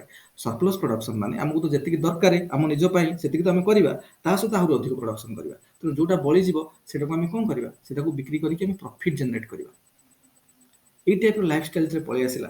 ଏଥିରେ କାହିଁକି ଆସିଲା, ବିକଜ ସୋସାଇଟିରେ ବହୁତ ଜିନିଷ ଆସିଗଲା, ଯେତେବେଳେ ସାଇନ୍ସ ଟେକ୍ନୋଲୋଜିରେ ଆସିଗଲା, ସାଇନ୍ସ ଆସିଲା, ସାଇନ୍ସରୁ ଟେକ୍ନୋଲୋଜି ପଳେଇ ଆସିଲା, ନ୍ୟୁ ଇକ୍ୱିପମେଣ୍ଟ ଆସିଗଲା, ତ ଜିନିଷ ବହୁତ ଇଜି ହେଲା। ଯୋଉ ଜିନିଷ ଆଗରୁ ଯେମିତି ଲେବର ୟୁଜ୍ କରିକି ବା ଆଗରୁ ପ୍ରଥମରୁ ଲେବର ଥିଲା, ଲେବର ପରେ ଇକ୍ୱିପମେଣ୍ଟ ଲାଗିଲା, ଇକ୍ୱିପମେଣ୍ଟ ପରେ ଲ୍ୟାଣ୍ଡ ଲାଗିଲା, ଲ୍ୟାଣ୍ଡ ଲାଗିଲା ପରେ ସବୁ ବିଭିନ୍ନ ପ୍ରକାର ଡୋମେଷ୍ଟିକେସନ ଅଫ୍ ଆନିମଲ୍ ଲାଗିଲା, ଯୋଉଟା କହୁଛେ ଆନିମେଟ୍ ପାୱାର, ଯୋଉଟା ଆମେ କହୁଛେ। এইসব ଜିନିଷଟା ଏଇ ଟର୍ମଟାକୁ ମନେ ରଖ, ଆଗକୁ ବହୁତ ଦରକାର ଆସିବ। ଆନିମେଟ୍ ପାୱାର, ଆମେ ଲୋକମାନେ ଆନିମଲ୍ ମାନଙ୍କର ପାୱାର ୟୁଜ୍ କରିକି ପ୍ରଡକ୍ସନ କରୁଥିଲେ।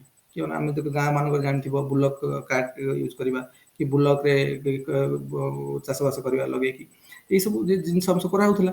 ତ ଏଇଟା ଯେତେବେଳେ ଗ୍ରାଜୁଆଲି ସାଇନ୍ସ ଆଣ୍ଡ ଟେକ୍ନୋଲୋଜି ଆଗେଇ ଚାଲିଲା, ଲୋକମାନେ ଚାହିଁଲେ ଯୋଉ ଆନିମେଟ୍ ପାୱାର ଥିଲା, ଆମେ ଆନିମଲ୍ର ପାୱାରକୁ ୟୁଜ୍ କରିକି ଯୋଉ ଲେବରକୁ ୟୁଜ୍ କରିକି ପ୍ରଡକ୍ସନ କରୁଥିଲେ, ଇଏ କଲେ ଇନାନିମେଟ୍ ପାୱାର ହେଇଗଲା। ବର୍ତ୍ତମାନ ଲୋକ ମେସିନ୍ ୟୁଜ୍ କରିବା ଷ୍ଟାର୍ଟ କଲେ, କାରଣ ସାଇନ୍ସ ଆଗେଇଲା, ଟେକ୍ନୋଲୋଜି ଆଗେଇଲା। ତେଣୁ ଲୋକଙ୍କୁ ଏଇ ଜିନିଷ ବହୁତ କମ୍ ସମୟ ଭିତରେ ଜିନିଷକୁ ବହୁତ ଇଜିଲି କରିହେବ, ଆଉ ପ୍ରଡକ୍ସନ ବହୁତ ବଢ଼େଇବ, ଟେକ୍ନୋଲୋଜି ପଳେଇ ଆସିଲା। ନ୍ୟୁ ଟେକ୍ନୋଲୋଜି ଆସିଲା, ନ୍ୟୁ ମେସିନାରିଜ୍ ପଳେଇ ଆସିଲା, ସେତେବେଳେ କିଛିଟା କାଟାଗୋରୀର ଲୋକ ରହିଲେ ଯୋଉମାନଙ୍କର କଣ୍ଟ୍ରୋଲ ରହିଲା, ଉପରେ ସ୍କିଲ୍ ରହିଲା। ତେଣୁ ସେମାନେ ହେଇଗଲେ, ବର୍ତ୍ତମାନ ସେମାନେ କଣ ଆଉ ଯୋଉ ସ୍କିଲ୍ ରହିଲା, ତ ସେମାନେ ବର୍ତ୍ତମାନ ଗୋଟେ ନୂଆ କ୍ଲାସ୍ କ୍ରିଏଟ୍ କଲେ। ସେମାନେ ସବୁ ସେମାନଙ୍କର ସେମାନେ ଇଣ୍ଡଷ୍ଟ୍ରି ବନେଇଲେ, ସେମାନେ ଫ୍ୟାକ୍ଟ୍ରି ବନେଇଲେ, କିନ୍ତୁ ତାଙ୍କ ପାଖରେ ନଲେଜ, ତାଙ୍କ ପାଖରେ ଟେକ୍ନୋଲୋଜି ଅଛି, ତାଙ୍କ ପାଖରେ କଣ ତାଙ୍କ ପାଖରେ ଟେକ୍ନୋଲୋଜି ଅଛି, ତାଙ୍କ ପାଖରେ କଣ ଅଛି, ତାଙ୍କ ପାଖରେ ମଡର୍ନ ମେସିନାରିଜ ଅଛି। ଆଉ ଏଗୁଡ଼ା କେମିତି ଆସିଲା, ବିକଜ ତାଙ୍କ ପାଖରେ ପଇସା ଅଛି। କାରଣ ଆଗରୁ ଯେହେତୁ ତାଙ୍କ ପାଖରେ ସେମାନେ ସେଇ ଗୋଟିଏ କାଟାଗୋରୀ ବଢି ବଢି ଆଗକୁ ଯାଇଥିଲେ, ତାଙ୍କ ପାଖରେ କାରଣ କମ୍ପାରେଟିଭଲି ଅଲଗା ଲୋକମାନଙ୍କଠୁ ସେମାନେ ଟିକେ ରିଚର ପୋର୍ସନରେ ଥିଲେ, ତେଣୁ ତାଙ୍କ ପାଖରେ କ୍ୟାପିଟାଲ ଥିଲା। ତେଣୁ ସେ କ୍ୟାପିଟାଲକୁ ୟୁଜ୍ କରିକି ସେମାନେ ଟେକ୍ନୋଲୋଜି କିଣିଲେ, ସେମାନେ ନ୍ୟୁ ମେସିନାରିଜ କିଣିଲେ। ତେଣୁ ତାଙ୍କର କଣ ହେଲା, ସେମାନେ ଗୋଟେ ପର୍ଟିକୁଲାର କାଟାଗୋରୀ କ୍ରିଏଟ୍ ହେଇଗଲା ସେମାନଙ୍କର, ସେମାନଙ୍କୁ ହେଲା କ୍ୟାପିଟାଲିଷ୍ଟିକ କ୍ଲାସ୍। ଆଉ ଯୋଉମାନଙ୍କ ପାଖରେ ଜିନିଷ ନାହିଁ, ଯୋଉମାନେ ଟେକ୍ନୋଲୋଜିର ଆକ୍ସେସ୍ ନାହିଁ, ଯୋଉମାନଙ୍କ ପାଖରେ ଫ୍ୟାକ୍ଟ୍ରିର ଆକ୍ସେସ୍ ନାହିଁ, ନ୍ୟୁ ମେସିନାରିଜର ଆକ୍ସେସ୍ ନାହିଁ, ସେମାନେ କଣ କଲେ, ତାଙ୍କର ଯାଇ କାମ କଲେ। ଲାଇଫଷ୍ଟାଇଲ ତ ଲାଇଫକୁ ବଞ୍ଚି ରହିବାକୁ ହେଲେ କାମ ତ କରିବାକୁ ପଡିବ, ସେ ଯାଇ କାମ କଲେ। କିନ୍ତୁ ଯେହେତୁ ତାଙ୍କ ପାଖରେ ଏଇ ଜିନିଷର, କାରଣ ବର୍ତ୍ତମାନ ଫ୍ୟାକ୍ଟ୍ରି ଅଫ୍ ପ୍ରଡକ୍ସନରେ ନୂଆ ନୂଆ ଜିନିଷ ସବୁ ଆଡ୍ ହେଲା, ଟେକ୍ନୋଲୋଜି ଆଡ୍ ହେଇଗଲା, ନ୍ୟୁ ମେସିନାରିଜ ଆଡ୍ ହେଇଗଲା, କ୍ୟାପିଟାଲ ଆଡ୍ ହେଇଗଲା। ବର୍ତ୍ତମାନ ପଇସା ଗୋଟେ ଦରକାର ବୋଲି ଲୋକଙ୍କ ଧାରଣା ଆଜି ପର୍ଯ୍ୟନ୍ତ ନଥିଲା, ଯେ ପଇସା ଗୋଟେ ବହୁତ ଇମ୍ପୋର୍ଟାଣ୍ଟ ଜିନିଷ ବୋଲି। ପଇସା ଆଡ୍ ହେଇଗଲା, ବର୍ତ୍ତମାନ କ୍ୟାପିଟାଲ ଆଡ୍ ହେଇଗଲା, ଆଡ୍ ହେଇଗଲା। ତ ଏଇ ସବୁ ଫ୍ୟାକ୍ଟର ଅଫ୍ ପ୍ରଡକ୍ସନରେ ଯୋଉମାନଙ୍କର ଆକ୍ସେସ୍ ରହିଲା, ସେମାନେ କ୍ୟାପିଟାଲିଷ୍ଟିକ କ୍ଲାସ୍ ହେଇଗଲେ, ପୁଞ୍ଜିବାଦୀ ହେଇଗଲେ ସେମାନେ। ଆଉ ଯୋଉମାନଙ୍କର ନାହିଁ, ସେ ତାଙ୍କ ଅଣ୍ଡରରେ କାମ କଲେ। ତେଣୁ ଏଇ ଯୋଉ ନୂଆ ସୋସିଆଲ ଅର୍ଡର କ୍ରିଏଟ୍ ହେଲା, ଯୋଉଟାକୁ ଆମେ କହୁଛନ୍ତି କାରଣ ବର୍ତ୍ତମାନ ପ୍ରଡକ୍ସନ ରିଲେସନ ଚେଞ୍ଜ ହେଲା। ଦିନ ଥିଲା ଯୋଉଠି ଇକ୍ୱାଲିଟି ଥିଲା, ଆସ୍ତେ ଆସ୍ତେ ଚେଞ୍ଜ ହେଇ ହେଇ ହେଇ ଆସି କ୍ୟାପିଟାଲିଜିମରେ ପହଞ୍ଚିଗଲା। କ୍ୟାପିଟାଲିଜିମରେ ଯେତେବେଳେ ପହଞ୍ଚିଲା, ସେତେବେଳେ କଣ ହେଲା ନା, ଏମାନେ ଯୋଉ ସୋସାଇଟିର ଯୋଉ ଅର୍ଡର କ୍ରିଏଟ୍ ହେଲା ନା, ସୋସିଆଲ ଯୋଉ ଅର୍ଡର କ୍ରିଏଟ୍ ହେଲା, ତ ସେମାନଙ୍କୁ କଣ କହିଲେ ନା, ସେମାନେ ତ କ୍ୟାପିଟାଲିଜିମ ନ୍ୟୁ କ୍ଲାସ ଗୋଟେ ହେଲା, ସେମାନଙ୍କର ଗ୍ରୁପିଂ କ୍ରିଏଟ୍ ହେଲା। କାରଣ ସେମାନଙ୍କର ଆକ୍ସେସ୍ ଅଛି କାହା ସହିତ, ସେମାନଙ୍କର ଆକ୍ସେସ୍ ରହିଲା ଫ୍ୟାକ୍ଟର ଅଫ୍ ପ୍ରଡକ୍ସନ ସହିତ, ସେମାନଙ୍କର କଣ୍ଟ୍ରୋଲ ହେଲା ଫ୍ୟାକ୍ଟର ଅଫ୍ ପ୍ରଡକ୍ସନ। ତେଣୁ ପ୍ରଡକ୍ସନ ରିଲେସନ ଚେଞ୍ଜ ହେଲା, ପ୍ରଡକ୍ସନ ରିଲେସନ ଚେଞ୍ଜ, କ୍ୟାପିଟାଲିଜିମ ହେଇଗଲା ସୋସାଇଟି ବର୍ତ୍ତମାନ। ଆଉ କ୍ୟାପିଟାଲିଜିମରେ ଯୋଉମାନଙ୍କର କଣ୍ଟ୍ରୋଲ ରହିଲା ଫ୍ୟାକ୍ଟର ଅଫ୍ ପ୍ରଡକ୍ସନ ଉପରେ, ସେମାନଙ୍କୁ କହିଲା କ୍ୟାପିଟାଲିଷ୍ଟିକ କ୍ଲାସ, ବା କାଲମାର୍କ୍ସ ସେମାନଙ୍କୁ କହିଲେ ବୁର୍ଜୁଆ। ବୁର୍ଜୁଆଇଜି, ତା ସ୍ପେଲିଂଟା ମନେ ରଖିବ, BUORGIIOSI, ବୁର୍ଜୁଆଇଜି ବା ବୁର୍ଜୁଆ ଯୋଉଟାକୁ ଆମେ କହୁଛନ୍ତି। ତ ବୁର୍ଜୁଆ କ୍ଲାସ। ଆଉ ଯୋଉମାନଙ୍କର ତାଙ୍କର ଆକ୍ସେସ୍ ରହିଲାନି, ସେମାନଙ୍କୁ ଆମେ କଣ କହିଲେ, ପ୍ରୋଲେଟେରିଏଟ କ୍ଲାସ। ତ କ୍ୟାପିଟାଲିଜିମ ଆସିକି ପହଞ୍ଚିଗଲା। ତାପରେ ବର୍ତ୍ତମାନ ଆମେ କ୍ୟାପିଟାଲିଜିମରେ ପହଞ୍ଚଛନ୍ତି। ବର୍ତ୍ତମାନ ଯୋଉ ସୋସାଇଟି ଅର୍ଡର ବର୍ତ୍ତମାନ ଆମେ ଆସନ୍ତି, ବର୍ତ୍ତମାନ କ୍ୟାପିଟାଲିଜିମରେ ଇଣ୍ଡଷ୍ଟ୍ରିଆଲାଇଜେସନରେ ଆମେ ପହଞ୍ଚିଛନ୍ତି। ଆପରେ ପୁଣି ଆହୁରି ଫେଜ୍ ଆସିବ, କାଲମାର୍କ୍ସ ମାନେ ଆଣ୍ଟିସିପେଟ୍ କରିକି ଯାଇଛନ୍ତି ଯେ ଆପରେ ଆହୁରି ନ୍ୟୁ ଫେଜ୍ ଆସିବ। ଏଇଟା କେମିତି ହଉଛି, ଏଇ ଯୋଉ କଥାଟା କହିଲେ, ଦେଖ ଏଇଟା ଆମେ ଷ୍ଟ୍ରକ୍ଚରଟା ପୁରା ଜାଣିଲେ। କଥା ହେଲା ଏଠି ହିଷ୍ଟୋରିକାଲ କଣ, ମ୍ୟାଟେରିଆଲିଜିମ କଣ। କାରଣ ଏଇ ଯୋଉ ଷ୍ଟଡିଟା କରାହେଲା, କାଲମାର୍କ୍ସ ଏଇ ଯୋଉ ଏକ୍ସାମ୍ପଲ, ଦେଖ ଏଇଟା ମୁଁ କହୁନି, ଏଇ ଯୋଉ ଆନାଲିସିସଟା ଆମେ କଲେ, ଏଇଟା ହଉଛି କାଲମାର୍କ୍ସର ଆନାଲିସିସ୍, ବୁଝୁଛନ୍ତି ନା। ତ କାଲମାର୍କ୍ସ ଏଇଭଳିଆ ଯୋଉ କହିଲେ, ହିଷ୍ଟୋରିକାଲ କଣ ରହିଲା, କାରଣ ହିଷ୍ଟ୍ରିର ସେ ଷ୍ଟେପ୍ ବାଇ ଷ୍ଟେପ୍ ଆନାଲିସିସ୍ କରିକି ଚାଲିଲେ। ଆଗ ପ୍ରିମିଟିଭ ହିଷ୍ଟ୍ରି ସୋସାଇଟି ଥିଲା, ତାପରେ ଆନସିଏଣ୍ଟ ସୋସାଇଟି ଆସିଲା, ତାପରେ ଫ୍ୟୁଡାଲ ସୋସାଇଟି ଆସିଲା, ତାପରେ କ୍ୟାପିଟାଲିଷ୍ଟିକ ସୋସାଇଟି ଆସିଲା। ତ ଯେହେତୁ ସିକ୍ୱେନ୍ସିଆଲି ହିଷ୍ଟ୍ରିର ବିଭିନ୍ନ ଇଭେଣ୍ଟକୁ ଷ୍ଟଡି କରି କରି ଆସିଲେ, that's why it is historical. Materialism ଏଥିରେ କଣ, କାରଣ ଏଞ୍ଜେଲ ଯେମିତି କହୁଥିଲେ ମାଇଣ୍ଡ ସବୁ କିଛି, ଇଏ କହିଲେ ମାଇଣ୍ଡ ସବୁ କିଛି, ମ୍ୟାଟର ସବୁ କିଛି। କାରଣ ବଞ୍ଚିବା ପାଇଁ ଖାଦ୍ୟ ଦରକାର, ଆଉ ଖାଦ୍ୟ ତ ହେଲା ମ୍ୟାଟର, ତେଣୁ ମ୍ୟାଟର ସବୁ କିଛି।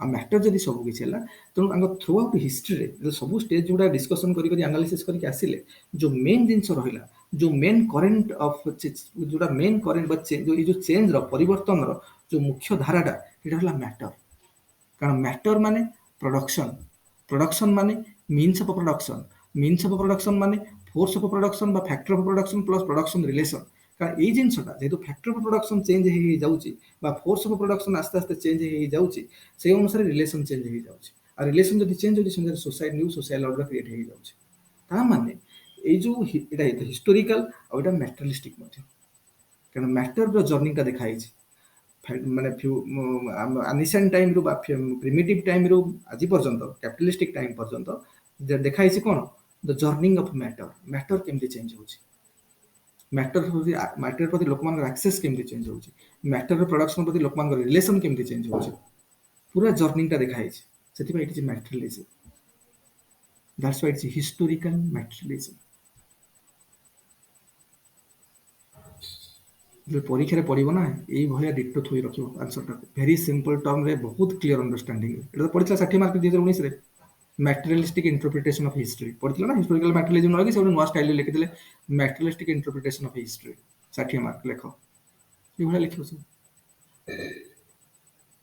और डायग्राम फायग्राम ड्रा हम कहबी कोन करे केमती कोन करे अछि बुझिला तो सेति पई एबे तो बुझा पड़िथिबो काहे हिस्टोरिकल काहे मैटेरियलिज्म कारण ये पूरा जर्नीटा देखाई पूरा मैटर रो जर्नीटा देखाई एनिशिएंट टाइम रो बा प्रिमिटिव टाइम रो आज पर्यंत बा कैपिटलिस्टिक सोसाइटी पर्यंत जो देखाई कोन journey of matter how matter is changing its form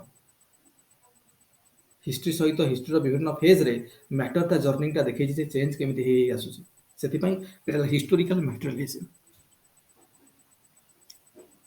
Athare मुख्य मुख्य एथरे जो मेन करेंटा कोन MOP that is means of production means of production equal to means of production equal to force of production or factor of production plus production relation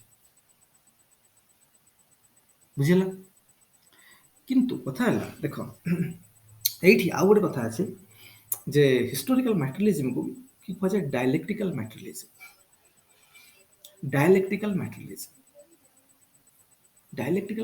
कौन ता माने इथे डायलेक्टिक्स कौन अछि डायलेक्टिक्स माने हला जुक्तिवाद जुक्ति कौन होची ताले ए जो डायलेक्टिक्स ता अछि ए डायलेक्टिक्स रो कांसेप्ट ता आसी जे कोठो कार्ल मार्क्स रो गुरु होचन केसे कार्ल मार्क्स रो गुरु होचंदी केसे रे फ्रेडरिक एंजेल हला जॉर्ज विलिहेल्म फ्रेडरिक एंजेल पूरा ना तांगर माने एते बड़ नाम कहिबो खाली कह फ्रेडरिक एंजेल लोक ने खाली एंजेल भी कहउछन तो फ्रेडरिक एंजेल घर जो थिला एटा गोटे तांगर ए जो डायलेक्टिक्स रो गोटे प्रिंसिपल से दैथिले से कहिथिले तांगर तो मेन थिला idealistic approach mind is everything से कहउथिले तो से कहया कथा जे माइंड रे आज कसी कहया कथा से जते बेले एंजेल कहउथिले जे माइंड रे आज जोटा सत बा आज जोटा हमको कारण change is the only constant in society आ सोसाइटी कहया कथा सोसाइटी चेंज होची बिकॉज़ माइंड चेंज होची बोली के एंजेल कहउथिले सोसाइटी चेंज होची बिकॉज़ माइंड चेंज होची बोली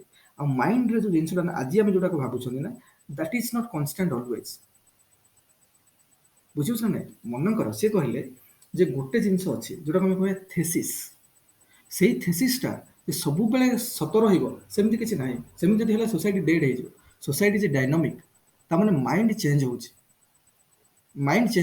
निरंतर माइंड रे चेंजेस आसुची विभिन्न नुवा नुवा चेंजेस आसुची तो माइंड निजको रिफॉर्म करूची बुझियो छ नै जे माइंड रिफॉर्म कला ता माने जो थेसिसटा आजि अछि तार विथ पैसेज ऑफ टाइम गुराई एंटीथेसिस पळे आसुची एंटीथेसिस माने सेही थेसिस को क्रिटिसाइज कला भलिया आ गुराई जिंस आसुची पळे आसुची बुझियो छ नै रे आसुची जो थेसिस जोटा वर्तमान अछि दैट इज कोन को जेना सोसाइटी के जेहेतु ताको सोसाइटी रे स्टेबल होबार अछि तो निजको रिफॉर्म करूची और जो रिफॉर्म हला पर जो नुवा थेसिसटा तयारी होची सेटा उसने कहले सिंथेसिस पुणी जे सिंथेसिस हबो पुणी जे सोसाइटी टाइम आगे चलिबो से सिंथेसिस पुणी चेंज हे जो कारण से जो पुणी क्रिटिसिज्म आसीबो बुझियो छ नै जे से क्रिटिसिज्म आसीबो से पुणी ताको रिफॉर्म करी पुणी नुवा स्टेज को नै जो नुवा थेसिस गोटे क्रिएट कर दो जो कहबा सिंथेसिस और सेही सिंथेसिस पुणी क्रिटिसिज्म को ड्रा करबो चारिया पुणी सी निजको चेंज कर रिफॉर्म करके आने पुणी गोटे नुआ कर सिंथेसिस हम ता माने ये जो प्रोसेसटा इज कंटिन्यू सोसाइटी एटा पूरा कंटिन्यूअस चली निरंतर भाव में चली तेणु यहीटा को कहला डायलेक्टिक्स युक्तिवाद कौन से जो मनकर आम स्टार्टिंग आम सोसाइटी जमी थी स्टार्टिंग लोक मानकर जो धारणा थिला जहाँ जो वे ऑफ थिंकिंग थिला ये आस्ते आस्ते चेंज हो बर्तमान आ चेंज कहीं हो गोटे दिन में चेंज है ये चेंजटा निरंतर हो जो निरंतर कारण आज जोटा आम सत जोटा आम ठीक भावुं से पुणी नुआ जिन पलि आसूँ पुणी से जिन रिफर्म हो जाऊँगी पुणी सी तो पुणी क्रिटिसिजम पलि आस लोक पुणी क्रिटिसिजम तार भूल भटका जहाँ अच्छे पुणी क्रिटिसिजम करा स्टार्ट कर पुणी सी रिफर्म करके नुआ स्टेज को नहीं आसूँ पुणी से पुणी क्रिटिसिजम आसूँ यही अनुसार सोसाइटी अनुसार रिफर्म हो चली तेणु ये जो प्रोसेसटा ना यहाँ डायलेक्टिक्स तीन टा टर्म अच्छे गोटे कौन थेसिस एंटीथेसिस ये दुटा मिसीगला जो सिंथेसिस पुणी सिंथेसिस जो न्यू थेसिस पुणी थेसिस आंटीथेसिस पलि आसो पुणी से सिंथेसिस पुणी सिंथेसिस जो न्यू थेसिस पुणी न्यू थेसिस पुणी आंटीथेसिस पुणी से रिफर्म करके निज कह न्यू सिंथेसिस पुणी न्यू सिंथेसिस को कौन कहवा न्यू थेसिस बर्तमान हो पुणी चल आंटीथेसिस आसो माने ये प्रोसेस इज कंटिन्यू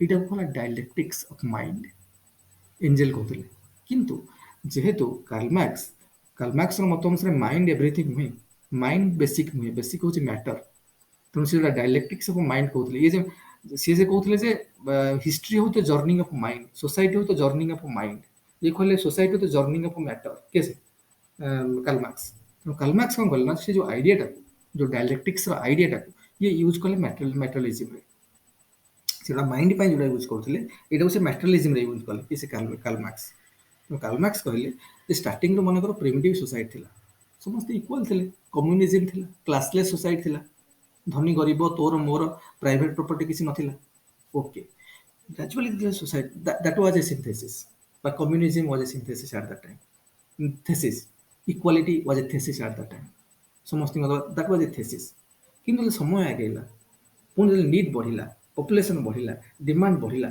से जो इक्वालिटी कॉन्सेप्ट क्रिटिसिज्म आसिला लोक माने कहले ठीक लागला जे एटा हले हम पुणी किछि नुवा करिया पड़िबो ले क्रिटिसिज्म आसिला सोसाइटी पुणी जो चेंज कला हम कॉन्फ्लिक्ट आसिला लोक कहले अरे लोक बढ़िगला एते खाद्य पदार्थ तैयारी करी केते काम गाणी दबा केमिति कर नुवा किछि करिया पड़िबो नुआ किसी उपाय खाद्य संग्रह करने पड़ो नुआ किसी जिन पड़ो तो से जो जोटा गोटे आम थी समस्त इक्वाल डिस्ट्रीब्यूट करवा आम खाद्य समस्त कलेक्टिवली संग्रह कले समस्त इक्वाल डिस्ट्रीब्यूट करा that was a thesis at that time but that thesis by antithesis आसीगला समय सहित जो से जिनसा पूरा तो स्टैटिक नुह ना एंटीथेसिस आसला क्रिटिसिज्म आसला सब से ठीक नुह चेंज होगा पड़ो मिसिगला रिफॉर्म होगी पलि आसला फ्यूडाल आसी कौन ancient master slave relationship slavery पलि आसला master slave relationship ancient society पलि आसला master of slave relationship create है that was a thesis at that time जो न्यू सिंथेसिस है एटा गोटे थेसिस थिला थेसिस पुणी क्रिटिसिज्म आसला लोक पुणी क्रिटिसाइज कर स्टार्ट कले हमको आउ किछि करिया पड़िबो पुणी आसीगला फ्यूडाल सोसाइटी गोटे थेसिस थिला किछि समय पय फ्यूडाल सोसाइटी न्यू थेसिस थिला पुणी सेतरे एंटीथेसिस आसला सेतरे पुणी चेंजेस आसला पुणी रिफॉर्म होबा दरकार पुणी आसला कैपिटलिज्म बुझुछ ना ये जो जिनसा है माने ये जो पूरा सोसाइटी जो मैटेरियल जर्निंगटा होगी आसूँ that is is a kind of dialectics तेणु लोक मैंने हिस्टोरिकल मैटेरियलिज्म को dialectical materialism because the materialism is progressing from primitive time to the modern time but the capitalistic time through the process of dialectics that's why dialectical materialism historical materialism is otherwise known as dialectical materialism बुझा पड़ा तो से भाया आउ गोटे कथा कौन कह आउ गोटे कौन है जो जिनसा है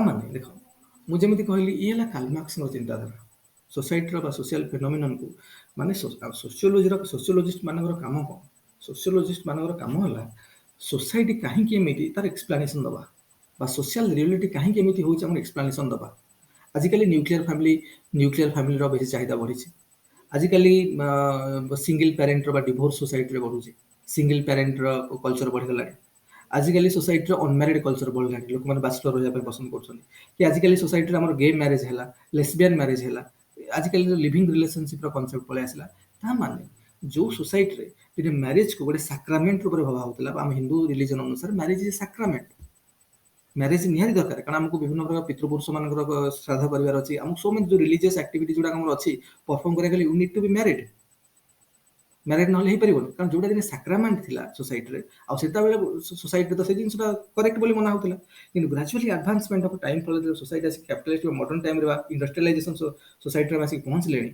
ए जो चेंजेस टा हे आसुछ लोक एटा होछ एटा काहे की होउची कोन पई होउची ए जो एक्सप्लेन करा जीवो सोशियोलॉजिस्ट रो काम होला सेटा सोशियोलॉजिस्ट मानकर बा सोशल थिंकर्स मानकर बा सोशियोलॉजी रो थिंकर्स मानकर काम होला काहे के होउची ताकू एक्सप्लेन करियो तेणु विभिन्न पर्सपेक्टिव माध्यम एक्सप्लेन लोक मैंने करम कम है से जिन ठीक से बुझिकी परीक्षा लिखा मार्क पाइबा ऑफिसर बनवा यह कम आ कि ना बुझे ना ना तेणु से सब जिन गुड़ाक ठीक भाव में बुझार अच्छे केमती केमती हो आउ गोटे कथा मुझे कहली जो थिंकिंग गोटे थिंकर्स मान कौन गोटे आइडिया तुमको देदेले कौन जिन आइडिया आसीगला ता माने नुह that is the final criticism भी से आसो ता माने तुम देखी जो यहाँ जो आसला माने जो सोसाइटी को जो हिस्टोरिकल मैटेरियलिज्म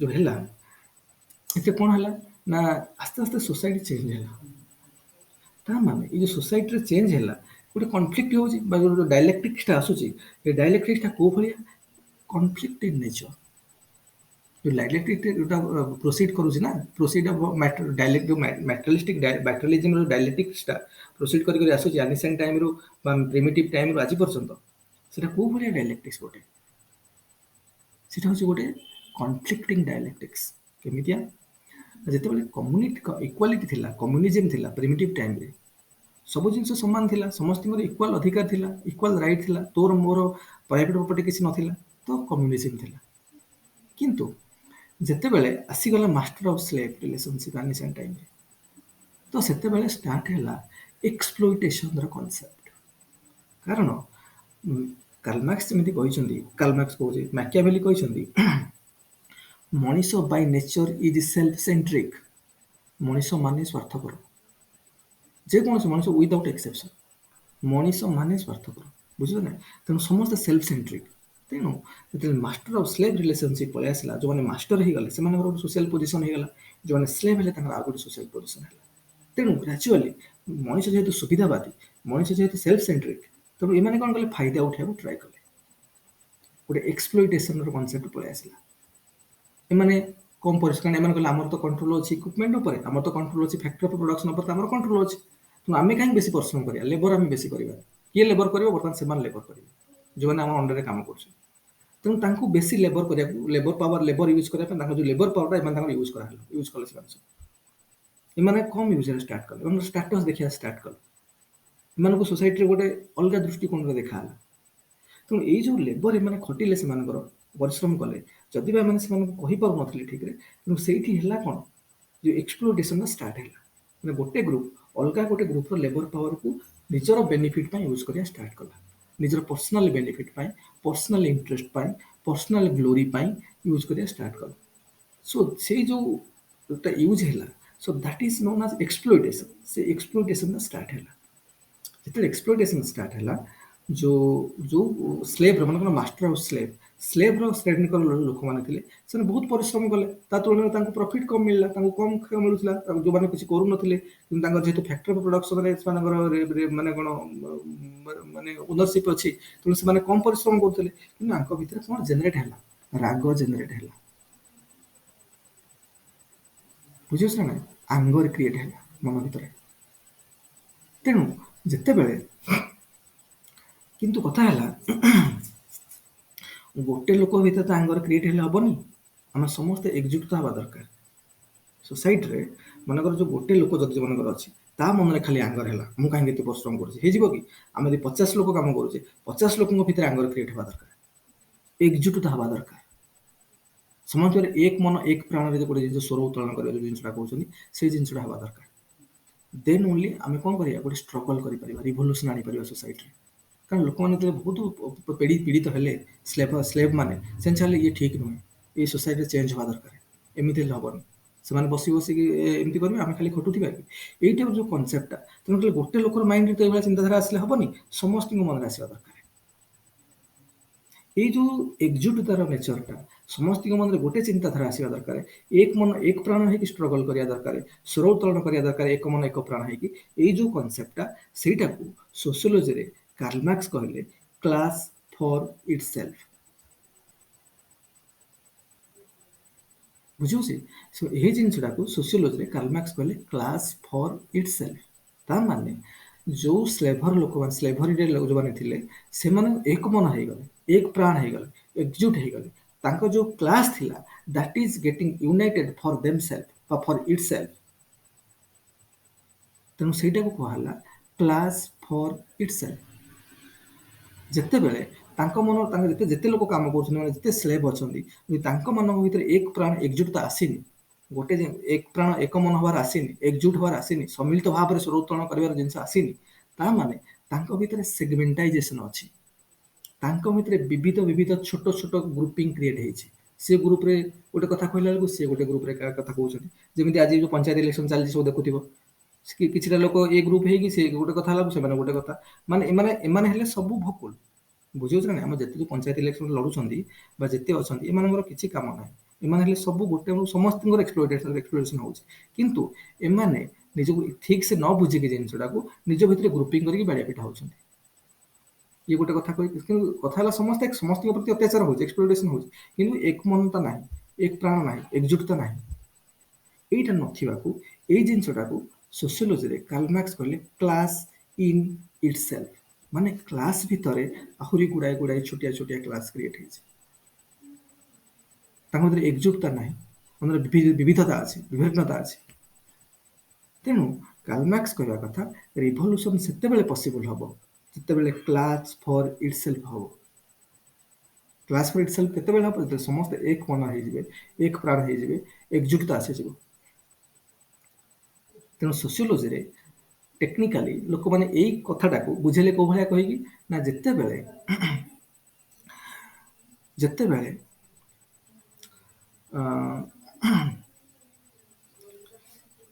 କଣ ହବ ନା, ଯେତେବେଳେ ଅବଜେକ୍ଟିଭ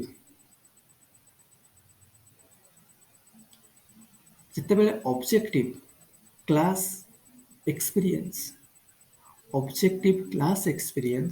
ଯେତେବେଳେ ଫ୍ୟୁଜ ହବ ସବଜେକ୍ଟିଭ କ୍ଲାସ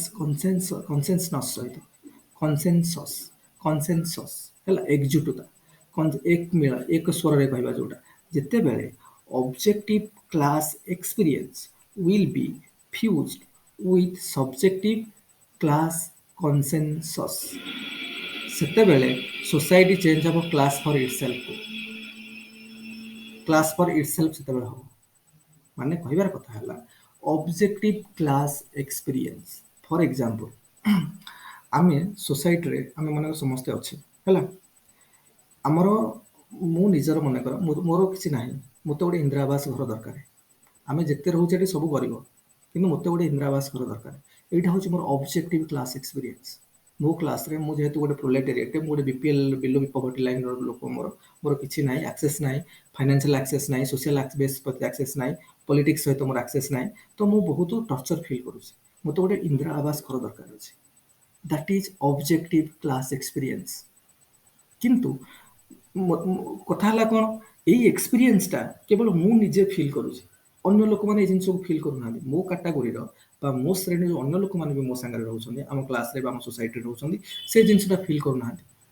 ସେମାନେ ଭାବୁଛନ୍ତି ତାର ତ ନାହିଁ, ଆମର କଣ ଅଛି, ତାର ନାହିଁ, ଆମକୁ ତ ମିଳିଯାଇଛି, ମୋତେ ତ ତାଙ୍କ ଭିତରୁ ଯଦି ଦି ତିନି ଜଣଙ୍କୁ ମିଳିଯାଇଛି, ସେମାନେ ନିଜକୁ ସେଠି ସୁପିରିୟର ଫିଲ୍ କରୁଛନ୍ତି। ଯାହା ଆମର ଆକ୍ସେସ୍ ଅଛି ପଲିଟିକାଲ ଲୋକମାନଙ୍କ ସହିତ, ଆମର ଆକ୍ସେସ୍ ଅଛି ଜାଣିଥିବା ଯୋଉ ପାୱାରରେ ଥିବା ଲୋକମାନଙ୍କ ସହିତ, ତ ମୋତେ ମିଳିଗଲା। ନାଉ ଆଇ ଏମ୍ ଶୋଇଂ ମାଇ ଫଲ୍ସ ଗ୍ରାଟିଫିକେସନ।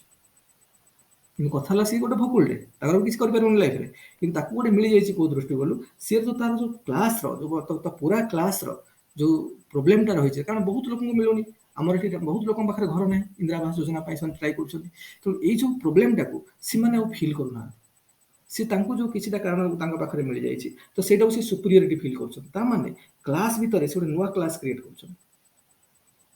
गोटे पर्टिकुलर क्लास भितर जो गोटे एक्सप्लोटेड क्लास अच्छी गरीब श्रेणी बीपीएल समुदाय जो क्लासटा अच्छी भितर किसी किसी लोक मिल जाए तो से निजक कौन कर निजक बेसी फिल कर we are superior from others जो देखिए आजिकल सोसाइटी आम हो आजिकल गाँ गहली सब बुला देखे जहाँ मिल जाए सी गोटे देखिए हम सोई सोशियोलोजी कौन class in itself class in itself create हो तेणु ये कौन है ना जो ऑब्जेक्टिव क्लास एक्सपीरियंसटा सब्जेक्टिव क्लास कनसेन्सस सहित मिसी पारा से क्लास इन इटसेल्फ एक सोसाइटी रहीगला आ जो दिन समस्ते फिल करेंगे ना यहाँ ठीक नुह मत ठीक मिलला समस्त तो मिललानी ना आमको तो समस्त एक्सप्लोटेशन होती गवर्नमेंट स्कीम अच्छी समस्त दिज्व जिते बीपीएल लोक समस्त दिज्व समस्त कहीं मिलेनि यही टाइप जो कनसेन्सस पलि आस समस्त मन भर सब्जेक्टिव क्लास कनसेन्सस जो पलि आसीज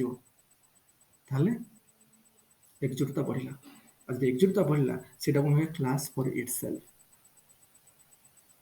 बुझे तेणु कार्ल मार्क्स कहले सोसाइटी रे क्लास फॉर इटसेल्फ हम से रिवोल्यूशन हम से मूवमेंट हम मास स्ट्रगल हम आजिकल समय तुम्हें जिते भी देख जो मूवमेंट रिवोल्यूशन सफल होती से because of society class for itself ना केवे भी पारबनी जदि भी एग्जांपल रे आम नेशनल मूवमेंट कथा नबा आम नेशनल मूवमेंट रे तो देखिए महात्मा गांधी आसी नथिले ता पूर्व देख 1900 महात्मा गांधी के 1915 आसिले 1915 पूर्व पलि चल सब सिपाही म्यूटिन है कहीं सफल कहीं पारे पलासी युद्ध में कहीं हारीगले मैंने बक्सार युद्ध में कहीं मैंने हारीगले विभिन्न प्रकार आंग्लो मराठा युद्ध आंग्लो सिख युद्ध दुनिया युद्ध होती सब कहीं मैंने हारुले बिकज क्लास इन इटसेल्फ मनकर जो आमर आसला किए से जो आमर जो मोहम्मद घोरी तो प्रथम हरई क्या मोहम्मद घोरी हारी प्रथम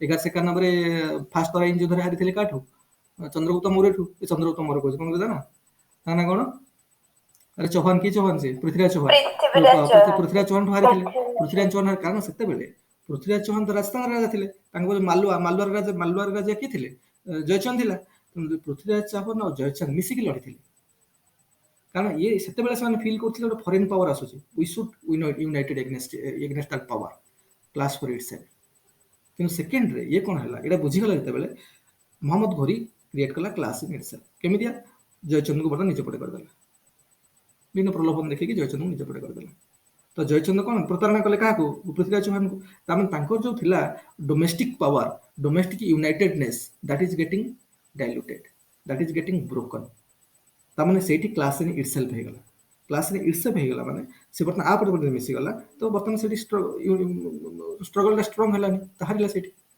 तो जोठी सक्सेस आम इंडिया पूरा हिस्ट्री देखि दियो आम इंडिया पूरा हिस्ट्री एनिसेंट टाइम टू आज पर्यंत देखि दियो सब दिख जोठी क्लास फॉर इटसेल्फ सेठी सब जॉय सेठी मूवमेंट स्ट्रगल हम सेठी स्ट्रगल माने जे कौन सी स्ट्रगल सेठी सक्सेस हम जे कौन सी मूवमेंट हो जहाँ हो फाइट सक्सेस होवार प्रोबेबिलिटी बेसी जमी मनकर 1857 जो म्यूटिन है सिपाही म्यूटिन है कहीं सफल है बिकज क्लास इन इटसेल्फ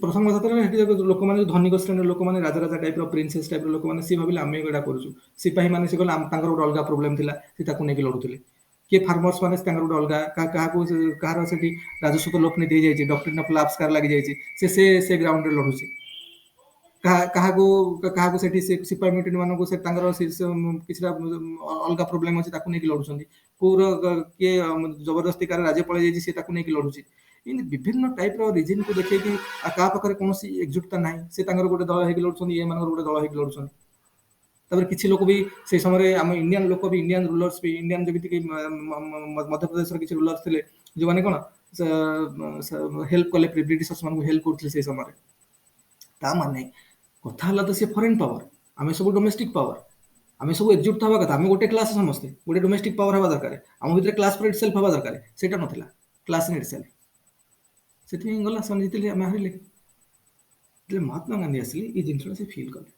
से देखिए आम पूर्व जहाँ जहाँ होता सब जो विदेशी पढ़ुआ लोक मैंने जो लंडन जाकि इंग्लीश पढ़ी आसुले इंग्लीश सब पढ़ी आसुले से निजर कौन निजर ये देखिए प्रेस्टिज देखिए निजर सुपीरियरिटी देखिए से जो गरीब श्रेणी लोक मैंने जो मैंने दरिद्र श्रेणी लोक मैंने इनक्लूड कले से कौन जानते आम जहाँ सी सब बंद रुद्ध कोठरी भितर बसिकी सब डिस्कसन कले कौन करें कौन ना मास कनेक्शन ना से अनुसार से अप्रोच कले तमें सी गोटे अलग क्लास भितर आ गोटे क्लास क्रिएट करके ट्राए करते क्लास इन इटसेल्फ कौन हम किसी ଯେତେବେଳେ ମହାତ୍ମା ଗାନ୍ଧୀ ଆସିଲେ, ଦେଖିବ ମହାତ୍ମା ଗାନ୍ଧୀ ସେତେବେଳେ ସମୟରେ ଦେଖ, ଆଜିକାଲି ତ ଦେଖୁଥିବ ଯୋଉ ଅବସ୍ଥା, ଟିକେ କଣ କରିଦେଲେ ଲୋକ କୋଉ ଭଳିଆ ଟିପଟା ବୋଲୁଛନ୍ତି। 1915 ମସିହାରେ ସେ ଗୋଟେ ଖଦୀ ପିନ୍ଧିକି ବୋଲୁଥିଲେ। ସେଇ ସମୟର ଲୟର ପୁଣି ସେ ବାରିଷ୍ଟର, ସେଇ ସମୟ ଯାଇକି ସକ୍ସେସଫୁଲି କେସ୍ ଜିତିକି ଆସିଥିଲେ, ସାଉଥ ଆଫ୍ରିକାରେ କେସ୍ ଜିତିକି ଆସିଥିଲେ। ସେ କାହିଁକି ଗୋଟେ ବାଡ଼ି ଖଣ୍ଡେ ଧରିକି ଗୋଟେ ଚପଲ ଭଳି ପିନ୍ଧିକି ଏଇଭଳିଆ କରୁଥିଲେ? କାରଣ ମାସ୍ କନେକ୍ସନ ଦରକାର, କ୍ଲାସ ଫର ଇଟସେଲ୍ଫ ଦରକାର। ଗୋଟେ ଧୋତି ପିନ୍ଧିକି ମାନେ ଫୁଙ୍ଗଲା ଦେହରେ କାହିଁ ବୁଲୁଥିଲେ ସେ? କାରଣ ଆମର ପ୍ରାୟ ଲୋକଙ୍କର ସେଇ ଲାଇଫଷ୍ଟାଇଲ ଥିଲା ନା ସେତେବେଳେ। ମାକ୍ସିମମ୍ ଲୋକଙ୍କର ଇଣ୍ଡିଆର ସମସ୍ତେ ଗରିବ ଥିଲେ, ମାକ୍ସିମମ୍ ଲୋକ ଗରିବ ଥିଲେ, ମାକ୍ସିମମ୍ ଲୋକ ଅଶିକ୍ଷିତ ଥିଲେ, ମାକ୍ସିମମ୍ ଲୋକଙ୍କର କୌଣସି ଆକ୍ସେସ୍ ନାହିଁ ଇକ୍ୱିପମେଣ୍ଟ ସହିତ, ମଡର୍ନ ଡ୍ରେସ୍ ପ୍ୟାଟର୍ନ ସହିତ। ସେଇଟା ଆମର ଦେଶୀ ପୋଷାକ ଥିଲା, ମାକ୍ସିମମ୍ ଲୋକ ସେଇଭଳିଆ ପିନ୍ଧିକି ବୁଲୁଥିଲେ। ତେଣୁ ତାଙ୍କ ସହିତ କନେକ୍ସନ ଦରକାର। କନେକ୍ସନ କେମିତି ହବ? when someone will relate with you, ଆମେ ଯଦି ରିଲେଟ୍ କରିବା ମନେକର କାହାକୁ, ସେତେବେଳେ କେତେବେଳେ ଜଣ ରିଲେଟ୍? ଆମ ଭଳିଆ ଦେଖାଯାଉଥିବ, ଆମ ଭଳିଆ କଥାବାର୍ତ୍ତା କରୁଥିବ, ଆମ ଭାଷାରେ କଥାବାର୍ତ୍ତା ହଉଥିବ, ଆମ ଭଳିଆ ଖାଦ୍ୟ ଖାଉଥିବ, ତାହେଲେ ଆମେ ତାକୁ ରିଲେଟ୍ କରିବା, ତା ସହିତ ମିଶିବା। ଆଉ ଯଦି ତମେ ଯାଇକି ସେଠି ପୁରା ମଡର୍ନ ଦେଖେଇ ହବ, ବ୍ରିଟିଶର୍ସ ଭଳିଆ ଡ୍ରେସ୍ ପିନ୍ଧିକି ସେଠି ଯାଇକି ତାଙ୍କ ଆଗରେ ବୁଲିବ, ସେ ତମକୁ ତ ଡରିବେ, ତମକୁ ରିଲେଟ୍ କରିପାରିବେନି, ତମକୁ ସୁପିରିୟର ଭାବିବେ ତାଙ୍କଠୁ ସବୁବେଳେ। ତମ ସହିତ ତାଙ୍କର ଭଲ ମନ୍ଦ, ତାଙ୍କର ପ୍ରୋବ୍ଲେମ୍ସ, ତାଙ୍କ ବିଷୟରେ କିଛି ତମ ସହିତ ସେୟାର କରିପାରିବେ। ସେ ନିଜକୁ ବହୁତ ବଡ଼ ଗ୍ୟାପ୍ ଗୋଟେ ଫିଲ୍ ହବ ସେଠି ତାଙ୍କୁ। ଆଉ ସେଠି ତ କ୍ଲାସ୍ ଇନ୍ ଇଟ୍ ସେଲ୍ଫ ହେଇଗଲା। ଆଉ କ୍ଲାସ୍ ଇନ୍ ଇଟ୍ ସେଲ୍ଫ ହେଲେ କଣଟା ହବ? କିଛି ହେଇପାରିବନି। କ୍ଲାସ୍ ଇନ୍ ଇଟ୍ ସେଲ୍ଫ ହେଇଗଲେ କ୍ଲାସ୍ ଇନ୍ ଇଟ୍ ସେଲ୍ଫ ଦରକାର। ତେଣୁ ମହାତ୍ମା ଗାନ୍ଧୀ ବୁଲିଲେ, ପୁରା ଟ୍ରେନରେ ଜାଗା ଜାଗା ବୁଲି ଲୋକଙ୍କ ସହିତ ମିଶିକି ରିଲେଟ୍ କଲେ। ଯିଏ ଯାହା କରୁଛି, ତମେ ପାଠ ପଢୁଛ, you are doing for society, for the freedom of the country. କିଏ ନ୍ୟୁଜ୍ ପେପର ଛାପୁଛି, ତାକୁ କହିଲେ ତମେ doing for the freedom of the country. କିଏ ଯିଏ ବି ଯାହା କରୁଛି, ଯିଏ ବି ପୋଟେରୀ କାମ କରୁଛି, ଯିଏ ଚାଷ କାମ କରୁଛି, ଯିଏ ଡେଲି ୱେଜ୍ କାମ ଯିଏ କରୁଛି, ସମସ୍ତେ କହିଲେ we are doing this because we are helping our country to get freedom। ତ ଏଇ ଯୋଉ ଚିନ୍ତାଧାରା, ଏଇ ଯୋଉ ୟୁନାଇଟେଡନେସଟା। ହଁ ସାର୍ ଗୋଟେ ଖାଲି ମାନେ ଜିନିଷ ପଚାରୁଥିଲି ଆପଣଙ୍କୁ, ସାର୍ ଆପଣ ଯୋଉ କହୁଛନ୍ତି କ୍ଲାସ ଇନ୍ ଇଟସେଲ୍ଫ ଟା ଆମେ ମାନେ ପୁରା ଲେମନ୍ ଟର୍ମରେ ଏମିତି କହିପାରିବା କି, ମାନି ନିଅନ୍ତୁ ଯେତେବେଳେ ମୁଁ ପ୍ରାଇମେରୀ ସ୍କୁଲରେ ପଢୁଥିଲି, ମୋ ସାଙ୍ଗରେ ଆଉ 2 ଜଣ ବି ପଢୁଥିଲେ ପ୍ରାଇମେରୀ ସ୍କୁଲରେ, ଠିକ, କିନ୍ତୁ ସେମାନେ କଣ ହେଲା କି ଫର ସମ୍ ପର୍ଟିକୁଲାର ରିଜନ ସେମାନେ ଏତେ ମାନେ କଣ ଆଡଭାନ୍ସ କରିପାରିଲେନି ତାଙ୍କ ଲାଇଫରେ, କି ମାନେ ମୁଁ କହିବା କଥା ଯେ କ୍ୟାରିୟରରେ ଏତେ ପ୍ରୋଗ୍ରେସ କରିପାରିଲେନି। ତ ସେମାନେ ଟିକେ ପଛରେ ରହିଗଲେ ଇକୋନୋମିକ କଣ୍ଡିସନରେ। ମୁଁ ଟିକେ କେମିତି କଣ ଷ୍ଟ୍ରଗଲ କରିକିନା ଗୋଟେ ଭଲ ବେଟର ପୋଜିସନରେ ପହଞ୍ଚି ପାରିଲି। ତ ମୁଁ ତାଙ୍କ ଠାରୁ, ତାଙ୍କ କମ୍ପାରିଜନରେ ଇକୋନୋମିକ ୱାଇଜ ମୁଁ ଟିକେ ମାନେ ବେଟର ପୋଜିସନରେ ଅଛି। ତ ସେଇ ଜାଗାରେ ମୁଁ ଗୋଟେ ଷ୍ଟ୍ରାଟାରୁ ମାନେ ଟିକେ ଜବ୍ କରିକି ଆଉ ଗୋଟେ ଷ୍ଟ୍ରାଟାରେ ପହଞ୍ଚି ଗଲି। ତ ସେଇ ଯୋଉ ଜିନିଷଟା କି ଆପଣ କହୁଛନ୍ତି କ୍ଲାସ ଇନ୍ ଇଟସେଲ୍ଫ, କି ମାନେ କଣ କେମିତି? ସେଇ ଫିଲ୍ଟା ହେଲା, ତମେ ସେଇଠି ରହିକି ବି ତମେ ଯଦି ତାଙ୍କଠୁ ଅଲଗା ନିଜକୁ ଭାବୁଛ, ହେଲା, ମନେକର ଗୋଟେ ସୋସାଇଟିରେ ତମେ ଅଛ, ଯୋଉଠି ଅଲଗା ଟ୍ରାଇବାଲ ପିଲାମାନେ ବି ପଢୁଛନ୍ତି, ତମେ ପଢୁଛନ୍ତି, ଯେମିତି କହିଲ, ସେମାନଙ୍କର ସୋସିଆଲ ବ୍ୟାକଗ୍ରାଉଣ୍ଡ ଭଲ ନାହିଁ, ତ ସେମାନଙ୍କର ସେଇ କ୍ୱାଲିଟି ଏଜୁକେସନକୁ ସେମାନେ ଆକ୍ସେସ୍ ରହିଲାନି। କିନ୍ତୁ ସେଇଠି ତମର ଯେହେତୁ ସୋସିଆଲ ପୋଜିସନ ଭଲ ଅଛି, ଫାଇନାନ୍ସିଆଲ ଆକ୍ସେସ୍ ଭଲ ଅଛି, ତମେ ତାଙ୍କଠୁ ଭଲ କ୍ୱାଲିଟିର ଏଜୁକେସନ ପାଇଲ, ତମେ ତମର ଇଏକୁ ସୁଧାରିଲ, ତମେ ଟିକେ ଜଷ୍ଟ ଅପଲିଫ୍ଟ ହେଲା ତମ କଣ୍ଡିସନ୍ସରେ। ତ ତମେ ସେଇଠି କଣ କରିବ ନା, ସେଇଠି ତମେ ଭାବିଲ ଯେ ମୁଁ ସେମାନଙ୍କୁ ଡିଫରେଣ୍ଟ, କିନ୍ତୁ ତମେ ସେମାନଙ୍କୁ ଡିଫରେଣ୍ଟ ନୁହେଁ, କାରଣ ତମେ ବି ଏକ୍ସପ୍ଲୋଇଟେସନ ହଉଛ। ମେଜର ଲୋକ କ୍ୟାପିଟାଲିଷ୍ଟ ଲୋକ ଉପରେ ବସିଛନ୍ତି, ଯୋଉମାନେ ସବୁ କଣ୍ଟ୍ରୋଲ କରୁଛନ୍ତି। ତମେ ବି ସେଇ ତଳ ସ୍ତରରେ ରହିକି ତମେ ଏକ୍ସପ୍ଲୋଇଟେସନ ହଉଛ, କିନ୍ତୁ ତମକୁ ଯେହେତୁ ତମେ ସେମାନଙ୍କଠୁ ଭାବୁଛ ଯେ ମୁଁ ସେମାନଙ୍କଠୁ ଅଲଗା। ସେମାନଙ୍କ ଯୋଉ ଆମର ଯୋଉ ବିଭିନ୍ନ ଯୋଉ ଫଣ୍ଡାମେଣ୍ଟାଲ ପ୍ରୋବ୍ଲେମକୁ ତମେ ବର୍ତ୍ତମାନ ଭୁଲିଗଲ। ଆମ ସୋସାଇଟିର ଯୋଉ ଫଣ୍ଡାମେଣ୍ଟାଲ ପ୍ରୋବ୍ଲେମ ଅଛି, ତମ କ୍ଲାସର ଟ୍ରାଇବାଲ ସୋସାଇଟିର, ମନେକର ତମ ଟ୍ରାଇବାଲ ସୋସାଇଟିରେ ତମେ ଅଛ, ମନେକର ଟ୍ରାଇବାଲ ସୋସାଇଟିର ଫଣ୍ଡାମେଣ୍ଟାଲ ପ୍ରୋବ୍ଲେମକୁ ତମେ ଭୁଲିଗଲ, କାରଣ ତମକୁ କିଛିଟା ସୁବିଧା ମିଳିଗଲା। କ୍ୟାପିଟାଲିଷ୍ଟ ସୋସାଇଟିର ଲୋକମାନେ ତମକୁ କିଛି ସୁବିଧା ଦେଇଦେଲେ, ସେଥିପାଇଁ ତମେ ଭୁଲିଗଲ ଯେ ଫଣ୍ଡାମେଣ୍ଟାଲ ପ୍ରୋବ୍ଲେମ କଣ। ତା ମାନେ ସେଇଠି ଯୋଉ ସବଜେକ୍ଟିଭ କ୍ଲାସ କନସେନ୍ସସ୍ ଯାହା ଥିଲା ତମ ପାଖରେ ଲ୍ୟାକ୍ କଲା, ବର୍ତ୍ତମାନ ତମେ ଡେଭିଏଟ୍ କଲ ସେଠୁ। ତମର ଯୋଉ ଅବଜେକ୍ଟିଭ ଏକ୍ସପିରିଏନ୍ସ ଆସିଗଲା, କ୍ଲାସ ଏକ୍ସପିରିଏନ୍ସ ପଳେଇ ଆସିଲା, ତମକୁ ଯୋଉ ସୁବିଧାଟା ମିଳିଲା, ତମେ ସେଇଟା ଜିନିଷକୁ ଅବଜେକ୍ଟିଭ କ୍ଲାସ କନସେନ୍ସସ୍ ସହିତ ମିଶେଇ ପାରିଲନି, ଫ୍ୟୁଜ୍ କରିପାରିଲନି। କଣ କହୁଛି ବୁଝିପାରୁଛ? ତମେ ନିଜକୁ ଅଲଗା ଭାବିଲ, ନିଜକୁ ଅଲଗା କାଟାଗୋରୀ ଭାବିଲ, ମାନେ ଗୋଟେ କାଟାଗୋରୀ ଭିତରେ ତମର ନ୍ୟୁ କାଟାଗୋରୀ କ୍ରିଏଟ ହେଲା।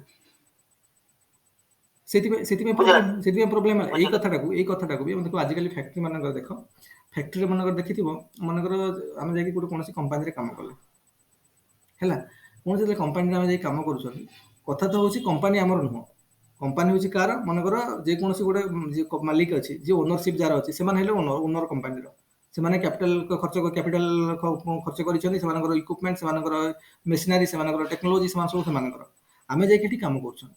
ଆମେ ଯୋଉ କାମ କରୁଛନ୍ତି, ଆମେ କେବଳ ଆମ ଲେବରଟା ସେଠି ଦଉଛନ୍ତି, ଶ୍ରମଦାନ କରୁଛନ୍ତି। ଆମ ଶ୍ରମଟାକୁ ଆମେ ନେଇକି ଦଉଛନ୍ତି। ଆମ ଯେ ଟେକ୍ନିକାଲ ପିପୁଲ ହଉ, ନନ୍ ଟେକ୍ନିକାଲ ହଉ, ମ୍ୟାନୁଆଲ ଲେବର ହଉ, ଯିଏ ବି ହଉ, ଆମେ ନିଜର ଟାଇମ ଦଉଛନ୍ତି, ବା ଟାଇମ ମାଧ୍ୟମରେ ଆମ ଲେବରକୁ ଦଉଛନ୍ତି।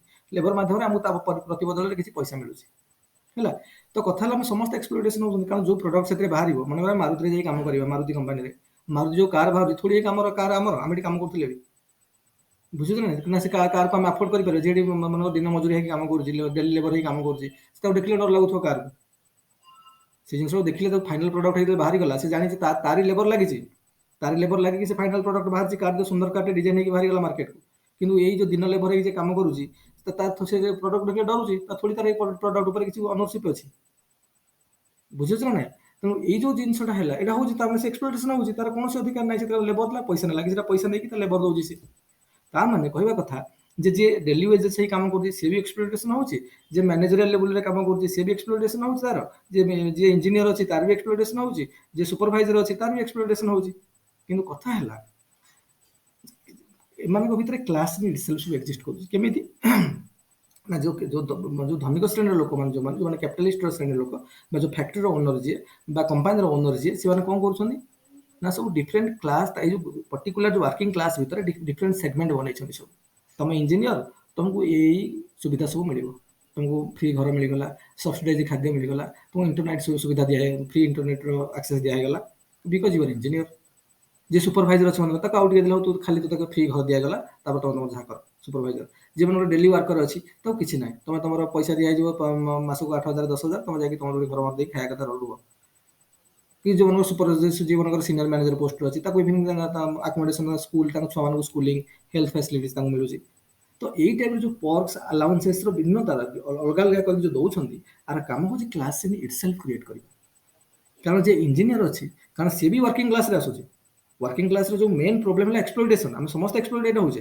कि जी इंजीनियर अच्छी सी भाई मत तो घर मिल जाए मत तो मो छुआ मान सब जिन मिल जाए पढ़ापढ़ी करने सब सुविधा अच्छी मत तो सब्सिडाइज खाद्य मिलूँ मत गाड़ी मिली कंपानी गाड़ी जावास करी तो मु आई एम डिफरेंट फ्रॉम दोन जे सुपरवाइजर मु ताठू डिफरेंट जे वर्कर अच्छी मु ताठू डिफरेंट जे ये अच्छी मु ताठू डिफरेंट ये फील्ड आसला ता मन भीतर कि मन जे सुपरवाइजर अच्छी सी गोटे अलग फील करुच्ची मु खाली लोक नहीं पहुंचे मुझे थोड़ी लेबर कर लोक बुझाबुझी लोक कहना ना से कौन कर बुझाबुझी कर ना लोक आम प्रेस्टिज देखला से बुझाबुझी कर अलग अलग दृष्टि देखले कथा आम समस्त वर्किंग क्लास समस्त एक्सप्लोइटेड होउछन बुझुछ ना नहीं तेणु ये जो ऑब्जेक्टिव क्लास एक्सपीरियंस टा ना इज गेटिंग डिफरेंट मु गोटे इंजीनियर अच्छी मोर ऑब्जेक्टिव क्लास एक्सपीरियंस अलग कारण मत बहुत फैसिलिटीज मिली मुझे सुपरवाइजर अच्छी मुझे भी किसी प्रकार परिमाण भी कौन फैसिलिटीज मिली तो मोर जो ऑब्जेक्टिव क्लास एक्सपीरियंस अलग कि सब्जेक्टिव क्लास कनसेनसस ना कारण जो क्लास जो सब्जेक्टिव मूलभूत प्रोब्लेम जो अच्छी दैट इज एक्सप्लोइटेशन से जो कनसेनसस रहा कथा हम समस्त मन में से लैक करुच्ची कि experience objective class experience fuse होनी सहित आम जो डिफरेंट फील कर जे पर्यटन डिफरेंट फील कर क्लास इन इटसेल्फ थी जे पर्यटन डिफरेंट फील कर डिफरेंट फील कर क्लास इन इटसेल्फ एक्जिस्ट कर क्लास इन इटसेल्फ एक्जिस्ट कर जोटा कि कैपिटलिस्ट सोसाइटी चाहूँगी कारण सी जदि जदि न रही कौन सब्जेक्ट क्लास फॉर इटसेल्फ हो क्लास फॉर इटसेल्फ है स्ट्रगल हम मूवमेंट हो प्रोटेस्ट स्टार्ट हो प्रोटेस्ट स्टार्ट है स्ट्रक्चर कॉन्ट्राडिक्शंस आसो कॉन्ट्राडिक्शन स्ट्रक्चर फेल पुणी नुआ नुआ धरण किसी क्रिएट हम पुणी आगे जाए बुझेगा कौन कहे ना तेणु यही कथाटा कार्लमार्क्स बुझेले स्टार्टिंग कार्लमार्क्स कहले जिते मन मास्टर स्लेव थिला से स्लेव मान अत्याचार है एक्सप्लोइटेशन है तो से क्लास फॉर इटसेल्फ कारण स्टार्टिंग जदि क्लास इटसेल्फ हो चली कि गोटे समय आसला जो लोक सब बुझीगले ना सर प्रकृति में समस्त ही एक्सप्लोइटेशन ये होचे आम समस्त को अत्याचार करा we need to be united से क्लास फॉर इटसेल्फ हम क्लास फॉर इटसेल्फ हो स्ट्रगल हम मूवमेंट हम अनरेस्ट देखा देख यही कथा को तुम कि कहूँ भाई सोशियोलॉजी वेरी इंटरेस्टिंग यही कथा को ना फार्मर्स अनरेस्ट बर्तमान चलला फार्मर्स अनरेस्ट चलता फार्मर बिल को लेकिन से बुझे हम लगे अनेक कन्फ्लिक्ट पर्सपेक्टिव देखिए एनालिसिस करेंगे ना मुझे कहली से कौन सोशल इवेंट को आम कन्फ्लिक्ट पर्सपेक्टिव गोटे कन्फ्लिक्ट पर्सपेक्टिव तो गोटे पर्सपेक्टिव ना अनुसार भी आम एनालिसिस करवा तो लगे कि फार्मर्स अनरेस्ट फार्मर सुइसाइड है नहीं लगे कहीं सुइसाइड हो मन फार्मर सुइसाइड है फॉर एग्जांपल फार्मर सुइसाइड बहुत बड़ा बड़ा इश्यू गोटे आम सोसाइटी फार्मर सुइसाइड है तुम केमती नहीं कन्फ्लिक्ट पर्सपेक्टिव लगे से कारण फार्मर सुइसाइड हो देख मन फार्मर सुइसाइड है कहीं फार्मर मुझे देख मुझे जो कहूँ वन पर्सपेक्टिव ओनली गोटे दृष्टिकोण पर्सपेक्टिव ओडिया कौन दृष्टिकोण गोटे दृष्टिकोण मात्र आहरी बहुत दृष्टिकोण अच्छी जिन से सेम जिन को एनालिसिस कर बुझे ना जमी कहुए beauty lies in the eyes of the beholder सेमती social phenomenon explanation depends upon the perspective of the thinkers बुझे ना आम कौ थिंकर्स पर्सपेक्टिव एनालिसिस कर अनुसार करवा तुम विभिन्न दृष्टिकोण अच्छी आम मन कन्फ्लिक्ट दृष्टिकोण जिन को एनालिसिस कर फार्मर सुइसाइड को केमिति फार्मर सुइसाइड होची ता माने फार्मर जो सुइसाइड होची काहे कि ना से कहता कैपिटलिस्टिक सोसाइटी रे फार्मर तो फ्यूडाल सोसाइटी बर्तमान कैपिटलिस्ट सोसाइटी देखिए कौन हो ना बर्तमान कैपिटलिस्ट सोसाइटी जेहेतु एक्सप्लोइटेशन काफी हो एक्सप्लोइटेशन बढ़ीगला फल जो मैंने टर्चर होती जो मानक एक्सप्लोइटेशन होती क्लास क्लास रही भीतर स्ट्रगल हो पार भीतर मुवमेंट हो पार क्लास इटसेल्फ होनी कहीं क्लास इटसेल्फ होनी कारण जो कैपिटलिस्ट सोसाइटी में जो लोक मैंने अच्छा जो मान धनिक श्रेणी लोक बुर्जुआ श्रेणी लोक जो मैंने से करे दौना कहीं करे दौना केमी करे दौना विभिन्न प्रकार सब पर्क्स देकी अलाउंसेस देकी सैलरी डिफरेंशिएशन करके प्रिविलेजेस डिफरेंशिएशन क्रिएट करके से गोटे पर्टिकुलर जो वर्किंग क्लास अच्छे भीतर अलग अलग जिन करूँ तेणु से जो फार्मर मैंने जो रही बीपीएल तले भी जो अच्छा तेणु से यूनाइटेड होनी जो मूलभूत प्रोब्लेमटा क्लास जो सब्जेक्टिव क्लास कनसेनसस जो हवा दरकार एक्सप्लोइटेशन हो सब सब लोक फिल होनी किसी लोक अति मात्रा एक्सप्लोइटेशन हो तो देर कौन फेथ आसुनी सिस्टम प्रति फेथ आसुनी तेणु से कौन से चाहते कॉन्ट्राडिक्शंस आसिला ब्रेकडाउन है स्ट्रक्चर ब्रेकडाउन है तो डेथ आड़ को गति कले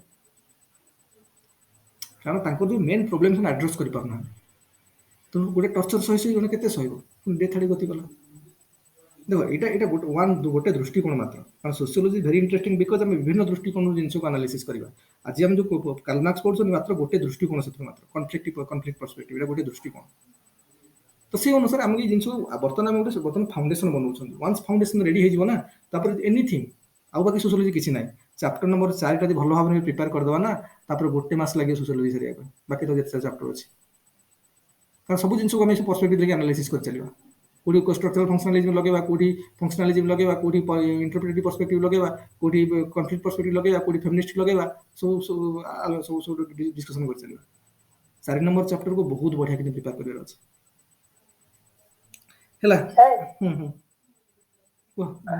आमे आउ गोटे एग्जांपल भी नै परिबा लेफ्ट विंग एक्सट्रीमिज्म हां सब अरे मु कहली एटा सब केते एग्जांपल को तमे नै परिबो सोसाइटी जत्ते फेनोमेनन होउची सब मु तमे नै परिबो त बुझे परिबो ए पर्सपेक्टिव लगे बुझे जे कॉन्फ्लिक्ट पर्सपेक्टिव लगे बहुत जिंस को बुझे तेणु सेटा माने मु आमे चेष्टा करछन मु कहली बा सेति सोशियोलॉजी इंटरेस्टिंग जे कोन सोशल फेनोमेनन को लोक माने सोशल रियलिटी कहउछन सोशल थिंकर्स माने कारण वास्तव से जिनसा घटुची बोल रियलिटी कहउची तेणु सोशल फेनोमेनन को बा सोशल रियलिटी को बुझे हो जिन को यूज करे कॉन्फ्लिक्ट पर्सपेक्टिव यूज करे कार्ल मार्क्स द्वारा जोटा करा जायछि जो डायरेक्टली डायरेक्ट क्वेश्चन न आसुची जे एटा लेखई भलिया बोली हिस्टोरिकल मैटेरियल डायरेक्ट क्वेश्चन न आसले भी ए जिंस को हम अलगा कोनसी आंसर हम एक्सप्लेन करबा तो बुझे परिया लगे परिया सेठी एमि न जे हम कार्ल मार्क्स पढनु खाली कार्ल मार्क्स पढले लिखिबा कार्ल मार्क्स बोले बहुत बड़ा perspective conflict perspective one of the जो मेन पर्सपेक्टिव किछि तार एटा गोटे पर्सपेक्टिव तो हम बहुत जगह लगेबा हम थ्रू आउट सिलेबस रे खाली पेपर 1 नो पेपर 2 रे भी बुझुछ ना नहीं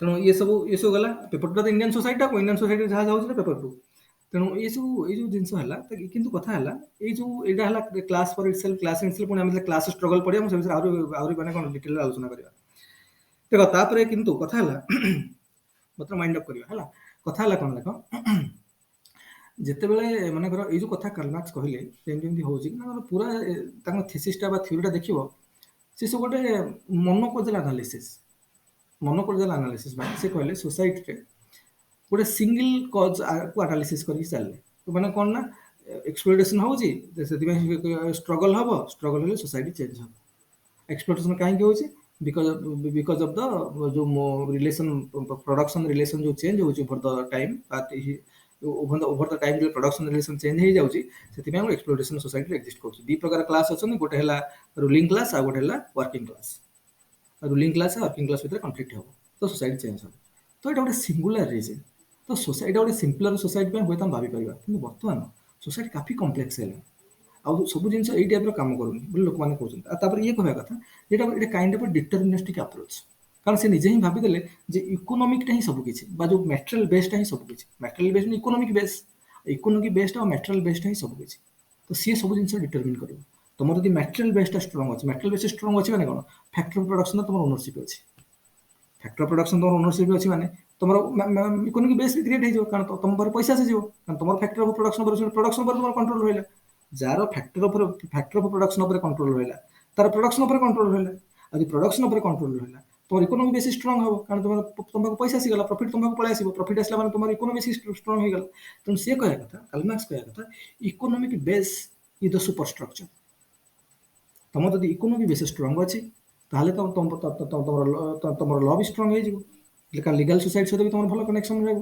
पॉलिटिकल सोसाइटी सहित तुम भल कनेक्शन रहबो एजुकेशन सहित भी तुम भल कनेक्शन रहबो जे कौन कथा कह तुम सब तुम मैरिज हो सब सब आउ जिते सोशल स्ट्रक्चर सब अच्छी समस्त सहित तुम मेन भल कनेक्शन रहो तेणु तुम जार से कहले जो इकोनॉमिक बेसटा मैटेरियल बेसटा इ सुपर स्ट्रक्चर तापर जिते सॉरी इ कौन प्राइम स्ट्रक्चर ये बेसिक स्ट्रक्चर यहाँ तापर जिते सुपर स्ट्रक्चर सब अच्छी माने एजुकेशन है ये है मैरिज है कि पॉलिटिक्स है रिलीजन है एगुड़ा सब आउट डिपेंडेंट सी कहया कथा तुम पाखे जब मैटेरियल बेस स्ट्रांग अच्छी you can influence the syllabus of the education तुम पाखे जब मैटेरियल बेस स्ट्रांग अच्छी ना पॉलिटिक्स को इन्फ्लुएंस कर पार कारण आजिकल पॉलिटिक्स लोक मान जो पॉलिटिक्स पॉलिटिकल लीडर तो कैपिटल आवश्यकता रही पैसा आवश्यकता रही से पुंजीपति मान आनुंट पुंजीपति मैंने कैपिटलिस्टिक क्लास पैसा आनुंट मनकर सी तो तुमको पैसा दौरान तुम कम आइडियोलोजी चिंताधारा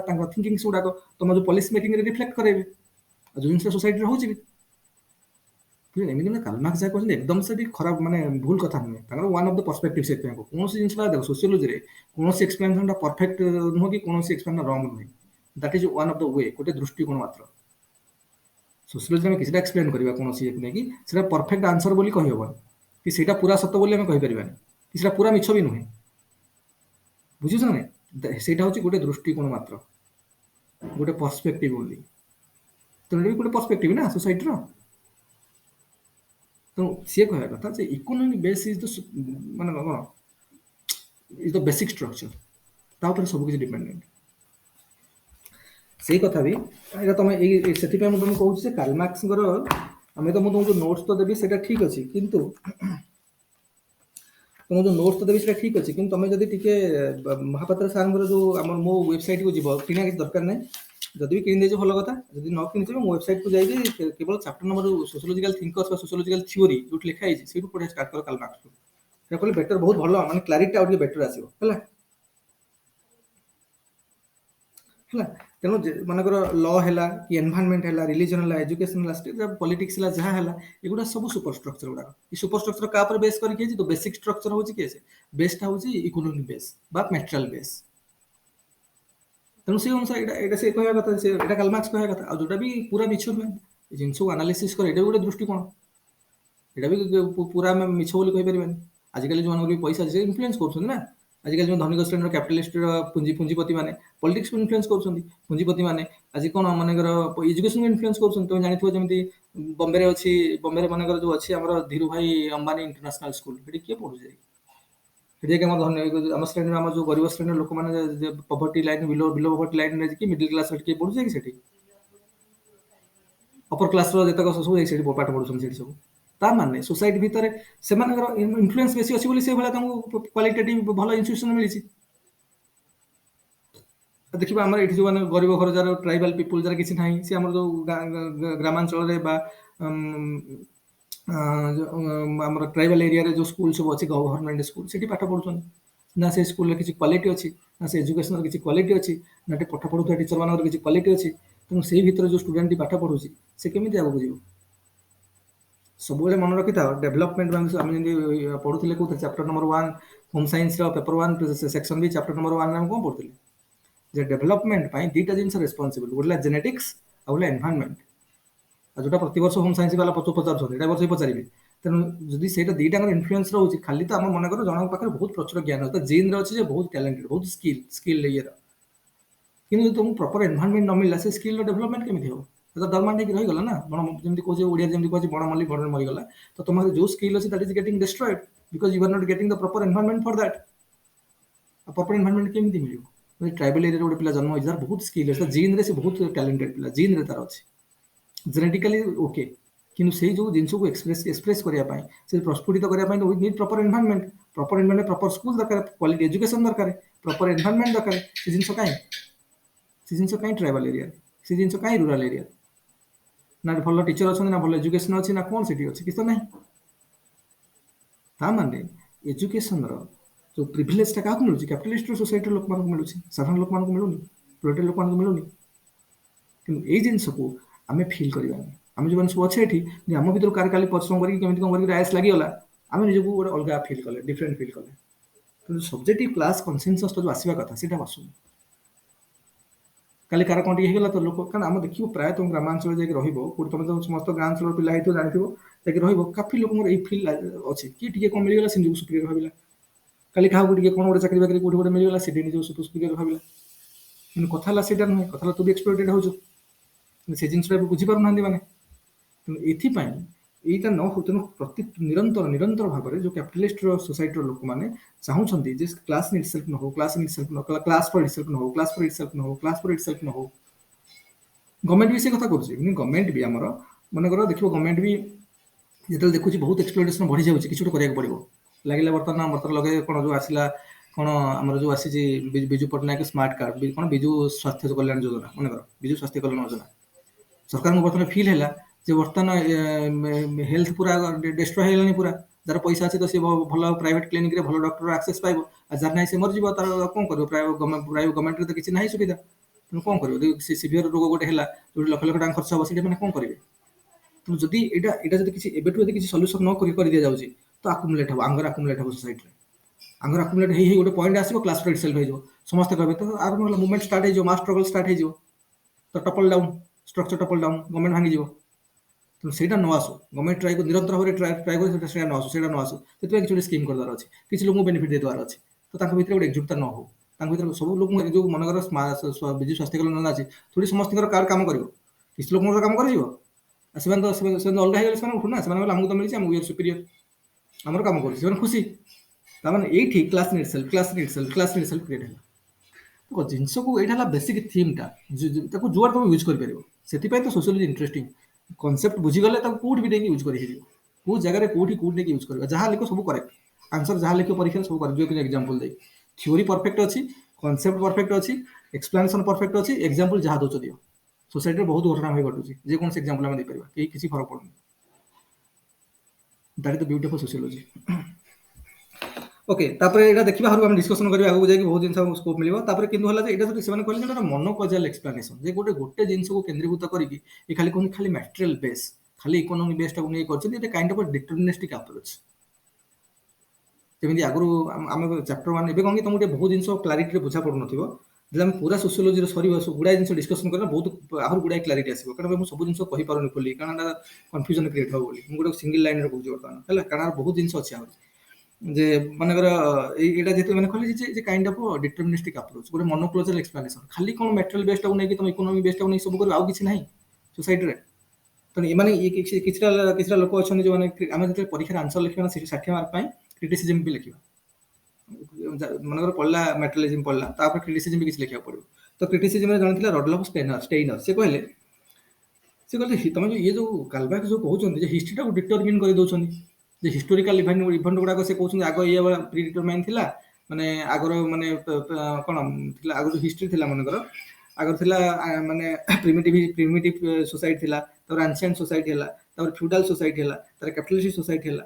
हिस्ट्री जो ये जो चेंजेस टा से माने प्री डिटरमाइन से कोन प्री डिटरमाइन जो या हबो, तापर या हबो, तापर या हबो, तापर या हबो, प्री डिटरमाइन करी कहउछन। किंतु history predetermine, history accidental हे पारे। कोन से जिंस हिस्ट्री इतिहास रे एक्सीडेंटल भी हे पारे।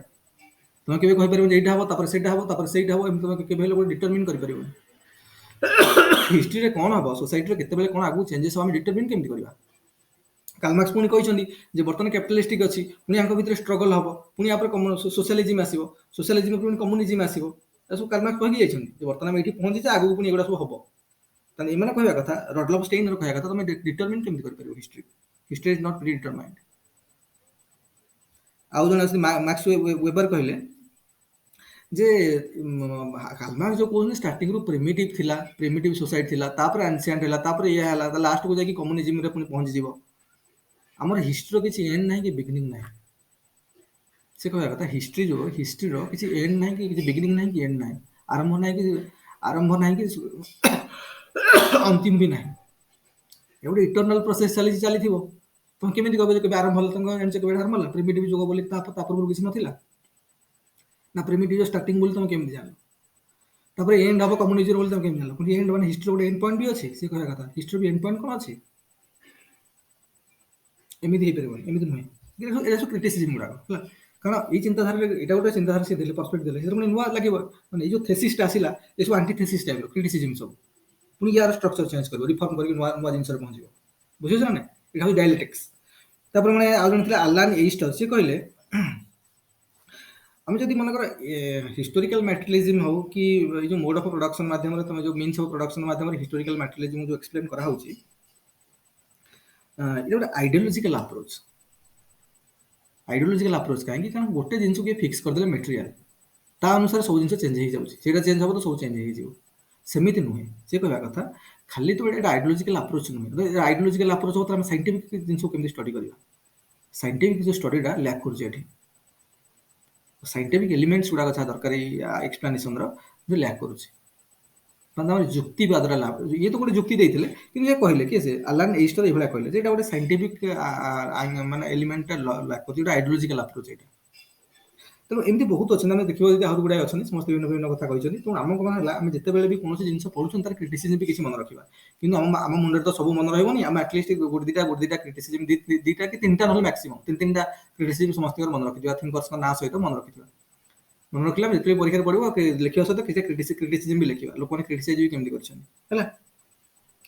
सिग्निफिकेंस देखा हिस्टोरिकल मैटेरियलिज्म सिग्निफिकेंस कौन थी सिग्निफिकेंस मेनली हम देखा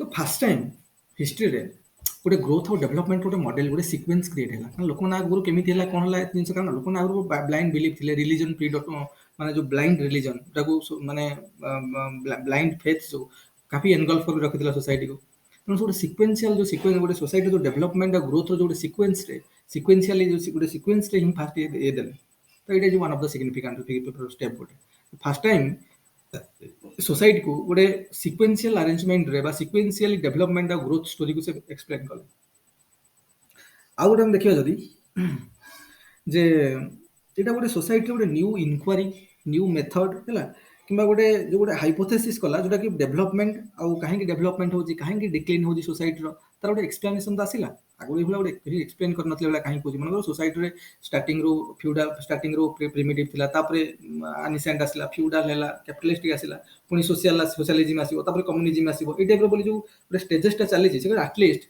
सोसाइटी गोटे न्यू टेक्निक आसिला गोटे कोन न्यू कांसेप्ट आसिला कि गोटे न्यू हाइपोथेसिस आसिला जिन को कहीं राइज होची कहीं डेवलप होची कहीं डिक्लाइन होची माने एंशिएंट सोसाइटी कहीं डिक्लाइन है कि पुनी फ्यूडल हे गला फ्यूडल कहीं डिक्लाइन हैला पुन कहीं ये हे गला तो ए टाइप रो कहीं राइज होची फ्यूडल सोसाइटी कहीं राइज कला पुनी कहीं डिक्लाइन कला पुनी कैपिटल सोसाइटी केमति आसिला पुनी कैपिटल सोसाइटी पुनी डिक्लाइन करिवो पुनी सोशल आसीबो ए टाइप रो जो जिंस गुडा तो गोटे सोसाइटी रो डिक्लाइन कहीं होची राइज कहीं होची डेवलपमेंट केमति होची एटलीस्ट ता गोटे एक्सप्लेनेशन आसिला गोटे कांसेप्ट आसिला गोटे हाइपोथेसिस तो क्रिएट हैला that is one of the significant गोटे मटेरियल हिस्टोरिकल मटेरियलिज्म है तापर से भाया से कहले जे एटा गोटे कौन कहले ना अरिस्टोटल टाइम रो स्टार्टिंग अरिस्टोटल टाइम रो तो गोटे जो सोशल नॉलेज रो गोटे कोन माने जो entire legacy of the social knowledge है तार गोटे कौन है ना तार गोटे माने ह्यूमन प्रोग्रेस ये जो ह्यूमन प्रोग्रेस है बा सोशल माने जोटा कम सोशल कौन कहबा लेगासी ऑफ सोशल नॉलेज आम जो सोशल नॉलेज अच्छी सोसाइटी केमी हो कौन हो जहाँ भी आज पर्यटन जो नॉलेज जी नॉलेज थी सोसाइटी देखिए तार गोटे ग्रेजुअली सिस्टमेटिक सिंथेसिस है गोटे सिस्टमेटिक एक्सप्लेनेशन कर दिगला बुझे ना तो टोटाल सोशल नॉलेज लेगेसी को ह्यूमन प्रोग्रेस जो सोशल नॉलेज एक्सप्लेनेशन गोटे कौन सिस्टमेटिक भाव में कहले तो यहाँ इज वन ऑफ द गोटे सिग्निफिकेंट स्टेप गोटे है तापर एक्जिस्टिंग सोशल रियलिटी को हम बुझे को ट्राई कले गोटे एक्सप्लेनेशन आसला मिलला तो हमको आम सोसाइटी जो जिनसा अच्छी फ्यूडल सोसाइटी कहीं एंशिएंट सोसाइटी फ्यूडल कहीं फ्यूडल कैपिटलिज्म कहीं कैपिटलिज्म सोशलिज्म कहीं सोशलिज्म कम्युनिज्म पुनी केमती आसीबो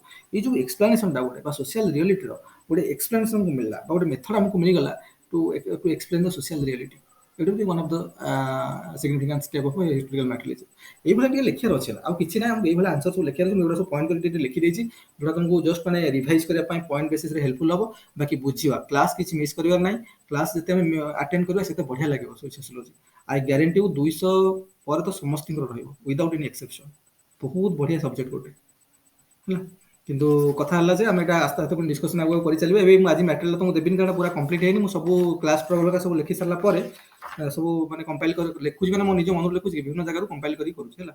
ତେଣୁ ଏଗୁଡ଼ାକ ସବୁ କରିସାରିଲା ପରେ ମୁଁ ତୁମକୁ ପଠେଇବି ଓକେ କରିବି କାଲ୍ ମାର୍କଟା ପୁରା ହେଲା। ଆଉ ତୁମେ ଯଦି ପଢ଼ିବାର ଅଛି ଏବେ ଟିକେ ପଢ଼ିବାର ଯଦି ଯେଉଁମାନେ ଚାହୁଁଛ ମାନେ କରିବାର ଅଛି ତ ସାର୍ଙ୍କର ନୋଟ୍ସଟା ଖାଲି 4 ନମ୍ବର ଚାପ୍ଟର ପାଇଁ ଲେଖା ହେଇଥିବ ସୋସିଓଲୋଜିକାଲ ଥିଓରିଜ୍, ସେଥିରେ କାଲ୍ ମାର୍କସ ଡର୍କହାଇମ୍ ସବୁ ଅଛି। ସେଟା ଟିକେ ବହୁତ ଏକ୍ସପ୍ଲେନ୍ କରିକି ଗୁଡ଼ାଏ ଭାଷ୍ଟ ଜିନିଷ ଆଡ୍ ସାଡ୍ କରିକି ଲେଖା ହେଇଛି। ତେଣୁ ସେଗୁଡ଼ାକ ଟିକେ ତୁମେ ପଢ଼ିଲେ ମଜା ଆସିଯିବ ଟିକେ। ତ ଏବେ ଫାଉଣ୍ଡେସନ୍ ପାଇଁ ସେଟା ପଢ଼ିଦେଲେ ବେଟର, ତାପରେ କିଛି ନ ପଢ଼ିଲେ ଚଳିବ। ତାପରେ ଆମେ ଆମ ନୋଟ୍ ସବୁ ଆମେ ପଢ଼ିବା, ଆମେ ବନେଇବା ହେଲା। କାରଣ ସେଇଟା ଟିକେ ଫାଉଣ୍ଡେସନ୍ ବନିବ ନା, 4 ନମ୍ବର ଚାପ୍ଟର ଫାଉଣ୍ଡେସନ୍ ଚାପ୍ଟରଟା। ତ ଫାଉଣ୍ଡେସନ୍ ପୁରା ଓକେ ହେଇଗଲା ମାନେ ଆଉ ଆମକୁ ଟେନସନ୍ ନାହିଁ କିଛି, ସେଇଠୁ ସବୁଥର ଲଗେଇକି ଏକ୍ସପ୍ଲେନ୍ କରିବା କ'ଣ ଅଛି ହେଲା। ତ ଆଜିର କ୍ଲାସ୍ ଏତିକି ୱାଇଣ୍ଡ ଅପ୍ କରିବା। ଯଦି କିଛି ପଚାରିବାର